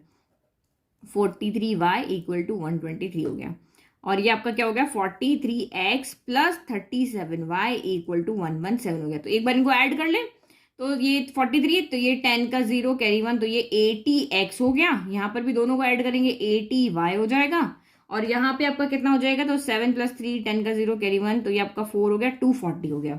तो यहाँ से 80 कॉमन ले लेते हैं, तो ये x plus y equal to कितना हो गया, 240 हो गया। 80 को उधर भेज दो, तो x plus y equal to 80 divide में चला जाएगा, 0 से 0 कैंसल। 24 कितनी बार आता है, तो 3 टाइम आता है। तो ये इक्वेशन नंबर हमारी बन गई है 1 हो गई। फिर नेक्स्ट आप यहाँ पे देखो, अब इन दोनों को आपको क्या करना है, सब्ट्रैक्ट करना है। तो 37x plus 43y equal to 123 हो गया, और ये हो गया आपका 43x plus 37y equal to 117 हो गया। सब्ट्रैक्ट करो, तो सब्ट्रैक्ट करने का मतलब किसी एक इक्वेशन के साइन चेंज कर देना, ये माइनस कर दिया, ये माइनस कर दिया, ये माइनस कर दिया। अब आप यहाँ पे देखो 43 में से 37 गया तो आपका यहाँ पर 6 बचेगा, लेकिन नेगेटिव आएगा क्योंकि 43 बड़ा है। फिर 43 में से 37 गया तो यहाँ पे प्लस का 6y आएगा क्योंकि 43 अब बड़ा है। और इसको जब आप यहाँ पे 123 में से 117 गया तो यहाँ पर भी आपका क्या बच जाएगा, 6 बच जाएगा। ठीक है, तो अब यहाँ से भी 6 आप कॉमन ले लो, तो ये मैंने 6 कॉमन लिया तो क्या बचा, -x plus y equal to 6 बचा। उधर भेज देंगे तो इसके डिवाइड में चला जाएगा ना, तो -x plus y equal to आपका यहाँ पे इक्वेशन क्या हो गई, 1 हो गई। तो हमें x और y दोनों की वैल्यू निकालनी है। अब इन दोनों इक्वेशन को हम सॉल्व करते हैं। इसको सॉल्व करने का यही तरीका होता है जिससे हम सिंपली कर सकते हैं। तो x plus y equal to आपका 3 हो गया, -x plus y equal to आपका यहाँ पर क्या हो गया, 1 हो गया। तो ये x से तो x वैसे ही कैंसिल हो गया, 2y इक्वल टू 4 हो गया, तो y इक्वल टू आपका यहाँ पे क्या हो गया, 2 हो गया। अब y की वैल्यू चाहे यहाँ रख दो चाहे यहाँ रख दो तो आपको x की वैल्यू मिल जाएगी। मैं y की जगह यहाँ 2 रखूंगी तो 3 माइनस 2 कितना होता है, तो x इक्वल टू यहाँ से मेरा 1 मिल गया और ये डी ऑप्शन मेरा यहाँ पर राइट हो गया। तो ये तो रहे हमारा सेक्शन बी भी हो गया। अब हम सेक्शन सी देखते हैं जहां पर हमारे केस बेस्ड क्वेश्चन है। तो ये लंबा चौड़ा केस आपको यहाँ पे दिया हुआ है, इसको पढ़ने की बिल्कुल जरूरत नहीं है, जब जरूरत होगी वहां देखेंगे। और जब भी आपका ये कोऑर्डिनेट ज्योमेट्री से क्वेश्चन आता है ना, तब तो आपको इसको बिल्कुल पढ़ने की जरूरत नहीं। आपका ये जो ग्राफ है ना, बस वहीं से आपका आंसर हो जाएगा। तो सबसे पहले जो आपको यहाँ पे ये ग्राफ दिया हुआ है, ये बिल्कुल कुछ नहीं है, ये सिर्फ आपको एक कंडीशन दी हुई है, ये कैसे होता है क्या होता है वो दिया हुआ है। इसमें क्वेश्चन से कोई इसका लिंक नहीं, एक स्टोरी है, ये केस है ये। तो पहले आप यहाँ पे क्या करो, जो भी आपके ये पॉइंट्स दिए हो ना A B C M D, इनके कोऑर्डिनेट निकाल लेते हैं क्योंकि इन्हीं से हमारे क्वेश्चंस बनेंगे। तो देखो यहाँ पे C कितना हो जाएगा, मैं यहाँ लिख लेती हूँ इस तरफ, ठीक है, ग्राफ में लिखेंगे बहुत गिचपिच हो जाएगा। तो C के कोऑर्डिनेट कितने होंगे, हम यहाँ से यहाँ तक कितना चले, 7 चले, और यहाँ से ऊपर कितना चले, 1 चले। जो भी हॉरिजॉन्टल चल रहे हैं वो x की वैल्यू, वर्टिकल चल रहे हैं वो y की है। तो x के लिए हम 7 चले, y के लिए 1 चले। फिर हमारा यहाँ पे A लिख लेते हैं, तो A कौन है, x के लिए ओनली 1 स्टेप ही चले भाई, यहां से यहाँ तक x के पैरेलल कितना 1 स्टेप ही है, और y के लिए कितना चले, 1 2 3 4 चले, तो 1,4 हो गया। फिर b लिख लेते हैं, b आपका ये रहा, x के लिए कितना चले, तो 4 स्टेप चले, y के लिए ओनली, अच्छा b तो एक्सिस के ऊपर ही है, ये देखो ये वाला पॉइंट दिया हुआ है ना, तो x के लिए 4 चले, वर्टिकल तो कुछ चले ही नहीं ना, तो वर्टिकल b आपका यहाँ पे 4,0 हो गया। तो a b c हो गया। अब m देखते हैं, तो m आपका यहाँ पर क्या है, x के लिए 2 स्टेप चले हॉरिजॉन्टल, और वर्टिकल कितने चले, तो 3 चले, ये 3 है ना सामने, तो ये आपका यहाँ पर हो गया। देखो ये m पॉइंट है ना, अगर आपको ये नहीं समझ में आ रहा है ना, तो ये m पॉइंट है ना, इसको इधर भी मिला लो, इसको इधर भी मिला लो, तो x एक्सिस पे जो पॉइंट है वो पहले आ जाएगा और y एक्सिस का पॉइंट यहाँ पे बाद में आ जाएगा। ऐसे भी देख सकते हो, जैसे मुझे d देखना है तो d यहाँ पे किसको मिल रहा है, 3 को मिल रहा है ना, तो ये d मेरा यहाँ पर क्या हो गया, 3 हो गया, और y को यहाँ पे क्या मिल रहा है, 5 को ना, तो ये हो गया 5। तो ये सारे कोऑर्डिनेट्स हमने यहाँ पर निकाल के रख दिए। अब आप यहाँ पे क्वेश्चन को देखो तो आपको इजिली समझ में आ जाएगा। The distance between the point country A and country B, तो A और B के बीच में डिस्टेंस निकालना है। तो A हमारा कितना था, 1,4 था, B कितना था, 4,0 था। तो डिस्टेंस का फॉर्मूला तो हमें पता है ना भाई, A से B के बीच की डिस्टेंस निकालनी, तो फॉर्मूला हमारा क्या होता है, x2 माइनस x1 का square plus y2 minus y1 का स्क्वायर। अब स्क्वायर है तो किसी को भी x1 y1, किसी को भी x2 y2 ले लो, कोई फर्क नहीं पड़ता। तो पहले वाले को x1 y1, इसको x2 y2 ले लेते, तो x2 माइनस x1 तो 4 माइनस 1 का स्क्वायर, y2 माइनस y1 तो 0 माइनस 4 का स्क्वायर हो गया। तो 4 माइनस 1 यानी कि 3 का स्क्वायर हो गया, और 0 माइनस 4 माइनस 4 होता है, माइनस 4 का स्क्वायर आपका यहाँ पर 16, 3 यहाँ पे माइनस, इसको माइनस 4 का स्क्वायर ही लिख देते पहले, ठीक है, यहाँ 3 किया, तो 3 का स्क्वायर कितना हो गया, 9 हो गया। माइनस का स्क्वायर कितना होता है आपका, प्लस होता है, और 4 का स्क्वायर कितना होता है, 16 होता है। तो 16 प्लस 9 कितना हो गया, 25 हो गया, ये रूट से बाहर आएगा तो 5 हो जाएगा। प्लस माइनस होना चाहिए, लेकिन ये एक लेंथ है, एक डिस्टेंस है, ये कभी नेगेटिव नहीं होती है। तो ये आपका यहाँ पर 5 यूनिट आंसर हो गया। फिर नेक्स्ट इसने कहा, find a relation between x and y such that the point xy is equidistant from the country C and D। तो आप पहले तो यहाँ पे C के कोऑर्डिनेट लिख दो। C के कोऑर्डिनेट अभी हमने देखे थे 7,1, C के कोऑर्डिनेट है 7,1, और D के कोऑर्डिनेट हमने अभी बनाए थे 3,5, तो ये 3,5 है। तो आपको क्या कह रहा है कि ये C पॉइंट है जिसको 7,1 है, ये डी पॉइंट है जहां पे आपका 3,5 है। अब एक कोई पॉइंट यहाँ पे पी ले लेते हैं जो कि आपका x, y है। ये इससे और इससे इक्वल डिस्टेंस पे है। जितनी डिस्टेंस इसकी इससे है उतनी डिस्टेंस इसकी यहां से है। तो आप यहाँ पे क्या करके बता दो कि एक रिलेशन बना के बता दो। तो एक रिलेशन बनाने के लिए क्या भाई, ये डिस्टेंस इक्वल है तो डिस्टेंस का ही फॉर्मूला यहाँ पर हम क्या कर देते हैं, लगा लेते हैं, क्योंकि हमें क्या कंडीशन दी है, पीसी इक्वल टू आपका यहाँ पर दिया है पीडी दिया है। तो बस अब यहाँ पेपर लाते हैं क्योंकि लंबा होगा, मैं यहीं पे सॉल्व कर लेती हूँ। तो पीसी कितना हो जाएगा, तो x-7 का स्क्वायर प्लस y-1 का स्क्वायर, ऐसे ही कर ले। ये हमारा स्क्वायर, अभी डिस्टेंस का फॉर्मूला तो ऊपर देखा था ना, तो ये हो गया x-1 का स्क्वायर प्लस x-7 का स्क्वायर प्लस y-1 का स्क्वायर हो गया। और आपका यहाँ पर पीडी कितना हो जाएगा, तो x-3 का स्क्वायर प्लस y-5 का स्क्वायर हो गया। तो ये यहाँ पे भी सॉल्व कर लो, ये x-3 का स्क्वायर प्लस y-5 का स्क्वायर। तो इधर भी रूट है इधर भी रूट है, ये आपका कैंसिल हो जाएगा। तो यहाँ से सॉल्व करो, ये x स्क्वायर हो गया प्लस 7 का स्क्वायर 49 हो गया, माइनस 7 2 14x हो गया। फिर ये y स्क्वायर हो गया और ये आपका 1 का स्क्वायर 1a माइनस बी का होल स्क्वायर लगा रहे, कुछ नहीं करे नया ऐसा। तो ये आपका 2ab तो 2y हो गया। फिर इधर भी करो, ये x स्क्वायर हो गया, 3 का स्क्वायर 9 हो गया, माइनस का 3 2 ये 6x हो गया। फिर ये आपका y स्क्वायर हो गया, फिर 5 का स्क्वायर 25 हो गया, माइनस 5 2 10y हो गया। तो देखो यहाँ x स्क्वायर से x स्क्वायर कैंसिल हो जाएगा, y स्क्वायर से y स्क्वायर, दोनों साइड साइन सेम है। अब आप यहाँ पे देखो, जो हमारी यहाँ इक्वेशंस बनी है उसमें x सारे क्या है, पॉजिटिव है। पॉजिटिव है तो हमें x को पॉजिटिव रखना ताकि बाद में बार बार साइन चेंज करने का ना फर्क पड़े। तो ये नेगेटिव 6x है, ये नेगेटिव है, तो इसका मतलब ये वैल्यू उधर जाएगी तभी x आपका पॉजिटिव आएगा। तो इन सारी वैल्यू को उधर भेज देते हैं। तो इधर क्या बच जाएगा, ओनली 0 बच जाएगा। तो ये माइनस का 14x उधर गया, तो ये प्लस का 14x हो गया। तो 14 में से 6 गया तो कितना बचा आपका, 8x बच गया, ये 8x हो गया। 1 बाय 1 सॉल्व करते जाएंगे। ये माइनस का 10y है, माइनस का 2y उधर जाके प्लस का 2y हो गया, तो 10 में से 2 गया तो आपका 8y बचा, लेकिन नेगेटिव आएगा क्योंकि ये बड़ा नंबर है। फिर ये नंबर देखो 49 प्लस 1 50 इस तरफ आ रहा है, यहाँ पे 50 आ रहा है, तो प्लस का 50 क्या हो जाएगा, माइनस का हो जाएगा। और यहाँ पे कौन है, 25 प्लस 9 यानी कि यहाँ पर 34 है, तो ये प्लस का 34 है। तो ये 34 50 में से 34 गया तो आपका यहाँ पे कितना बचेगा, 16 बचेगा, लेकिन माइनस का क्योंकि 50 बड़ा है, तो ये माइनस का 16 हो गया। तो हमारी इक्वेशन तो इस फॉर्म में है ही नहीं, 8 तो कहीं पर कहीं मल्टीप्लाई नहीं है, इसका मतलब यहाँ पे कुछ कॉमन है। तो ये 0 इक्वल टू हमने 8 यहाँ से कॉमन ले लिया, तो ये x हो गया, ये माइनस का y हो गया, ये माइनस का 2 है। 8 उधर जाके क्या हो जाएगा, 8 0 में किसी भी नंबर से डिवाइड करो 0 होगा, तो 0/8 हो गया 0, और इक्वेशन आपकी बन गई x minus y minus 2 equal to 0। तो ये देखो x माइनस वाई माइनस 2 नहीं है, 2 इस तरफ है, यही दो इक्वेशन दिख रही है ना, तो ये तो प्लस की, ये माइनस की, तो 2 इस तरफ है, इसका मतलब हम इसको उधर भेजेंगे, तो ये आपका क्या हो जाएगा, x minus y equal to plus का 2। तो ये बन गई हमारी इक्वेशन, बन गई ना। ये तो बहुत सिंपल क्वेश्चन, देखो केस क्वेश्चन आप डर रहे हो ना, केस बेस्ड क्वेश्चन देखो कितने इजी है। फिर नेक्स्ट देखो, the fault line 3x plus y minus 9 equal to 0 divides the line joining the country this and this internally in the ratio. आपको ये रेशियो फाइंड करके बताना है कि ये लाइन जो है इन दोनों को ज्वाइन करने से जो एक लाइन बन रही है उसको किस रेशियो में डिवाइड कर रही है। देखो ये मैंने यहाँ पे फिगर बना दिया, आपको भी ऐसे ही समझ के ही करना है। ये पी क्यू पॉइंट है, पी क्यू को ज्वाइन करने से ये पॉइंट गिरा, ये पॉइंट गिरा, इसको ज्वाइन करने से ये इंटरनली, मैंने आपको फिर से बोला नहीं, आपको कंफ्यूज करने के लिए ये कोई आपको देखना ही नहीं, क्योंकि हमारे पास ऑप्शन था ही नहीं, हमारे पास एक ही था डिवाइड करने वाला इंटरनली। तो ये लाइन जो है वो लेट की इसको आर पॉइंट पर डिवाइड कर रही है, और किस रेशियो में डिवाइड करी, तो k:1 ले लो या m:n ले लो, कैसे भी ले लो।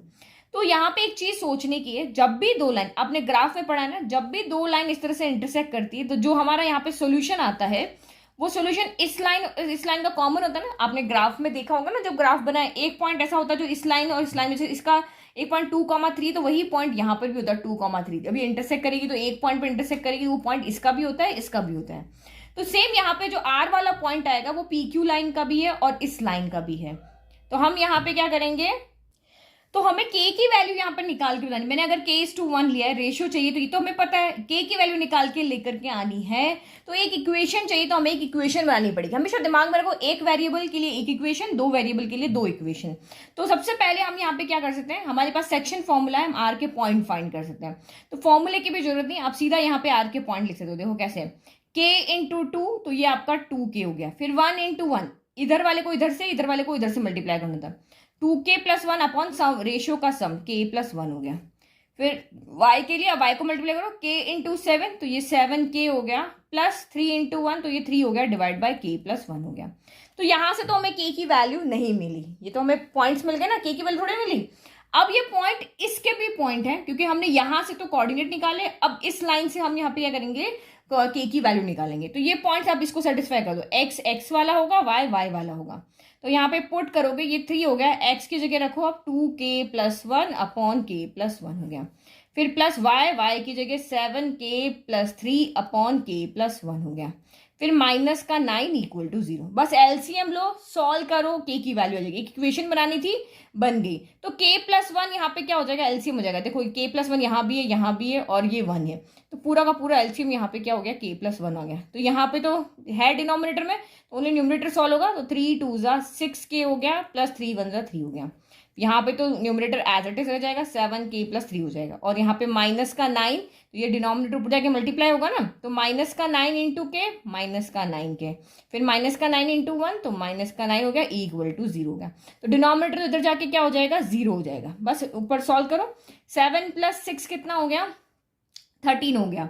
तो 13 माइनस 9 कितना हो जाएगा, तो ये आपका यहाँ पर हो जाएगा प्लस का 4k हो जाएगा। न्यूमरेटर सॉल्व करें, क्योंकि ये तो आपका 0 हो गया इससे मिलके। फिर नंबर देखो, 7 प्लस 3 कितना हो गया, 10 हो गया। तो 10 माइनस 3, 10 माइनस 9 कितना हो जाएगा, तो ये आपका यहाँ पर हो जाएगा, एक सेकेंड, यहाँ कुछ गड़बड़ किया ना, ये आपका 7k प्लस 3 है, ठीक है। तो 3 प्लस 3 कितना हो गया, 6 हो गया। तो 9 में से 6 गया, तो आपका 3 बचेगा, लेकिन नेगेटिव साइन आएगा क्योंकि 9 बढ़ा है। तो 4k माइनस 3 इक्वल टू 0 है। तो this implies 4k equal to आपका 3 हो गया। तो इसका मतलब k कितना हो गया, 3/4 हो गया। तो ये k:1 है ना, इसका मतलब ये रेशियो जो है वो m अपॉन n है, यानी m:n लोगे तब भी ऐसा ही है। तो ये रेशियो हमारा क्या हो जाएगा, 3:4 हो जाएगा। अगर मैं इसको m1:m2 लेती तो ये 3/4 आता। तो रेशियो क्या बना था, 3:4 हो गया। तो ये गड़बड़ मत कर देना, 3:4 है तो, क्योंकि यहाँ पे 4:3 भी दिया हुआ है। जो आपका आंसर है वही आप यहाँ पर टिक करना। और ऐसे भी इसको कर सकते हो, नहीं तो k:1 लिखा ना, तो ये k:1 है, k कितना है, 3/4 आया, तो ये 4 इधर मल्टीप्लाई कर दो, बात एक ही होती है। इसको 3/4 ही तो होगा ये डिवाइड करके। नेक्स्ट सीधा डायरेक्ट क्वेश्चन है, कुछ सॉल्व करने की जरूरत नहीं है। The distance of the country m from the x axis. तो फिर से ग्राफ के पास चलते हैं। आपको क्या पूछा है, पॉइंट m की x एक्सिस से डिस्टेंस फाइंड करो। तो m ग्राफ, अब m देखो, m ये रहा, इसके कोऑर्डिनेट क्या थे, 2,3 है। तो आप सिर्फ एक चीज यहाँ पे देख लो, अगर x एक्सिस से दूरी पूछी है तो y कोऑर्डिनेट ले लो, y एक्सिस से दूरी पूछी है तो x कोऑर्डिनेट ले लो। क्यों देखो, ये जो पॉइंट m है ये x एक्सिस से कितना दूर है, तो ये इतना दूर है, इतना कितना, 1.2.3 पॉइंट दूर है। और y एक्सिस से कितना दूर है, तो 1.2 पॉइंट यहाँ पे दूर है। तो ये जो x एक्सिस के परपेंडिकुलर लाइन होगी वो y की डिस्टेंस होती है, और जो y एक्सिस के परपेंडिकुलर लाइन होगी वो x एक्सिस से डिस्टेंस होती है। तो ये यहाँ पे डिस्टेंस कितनी आ गई आपकी, ये 3 आ गई। 3 यूनिट आपकी यहाँ पर क्या है, डिस्टेंस है। तो ये बस यहाँ का आंसर तो आपका कितना हो गया, 3 आ गया। Now next, what are the coordinates of the country lying on the midpoint of country A and country D?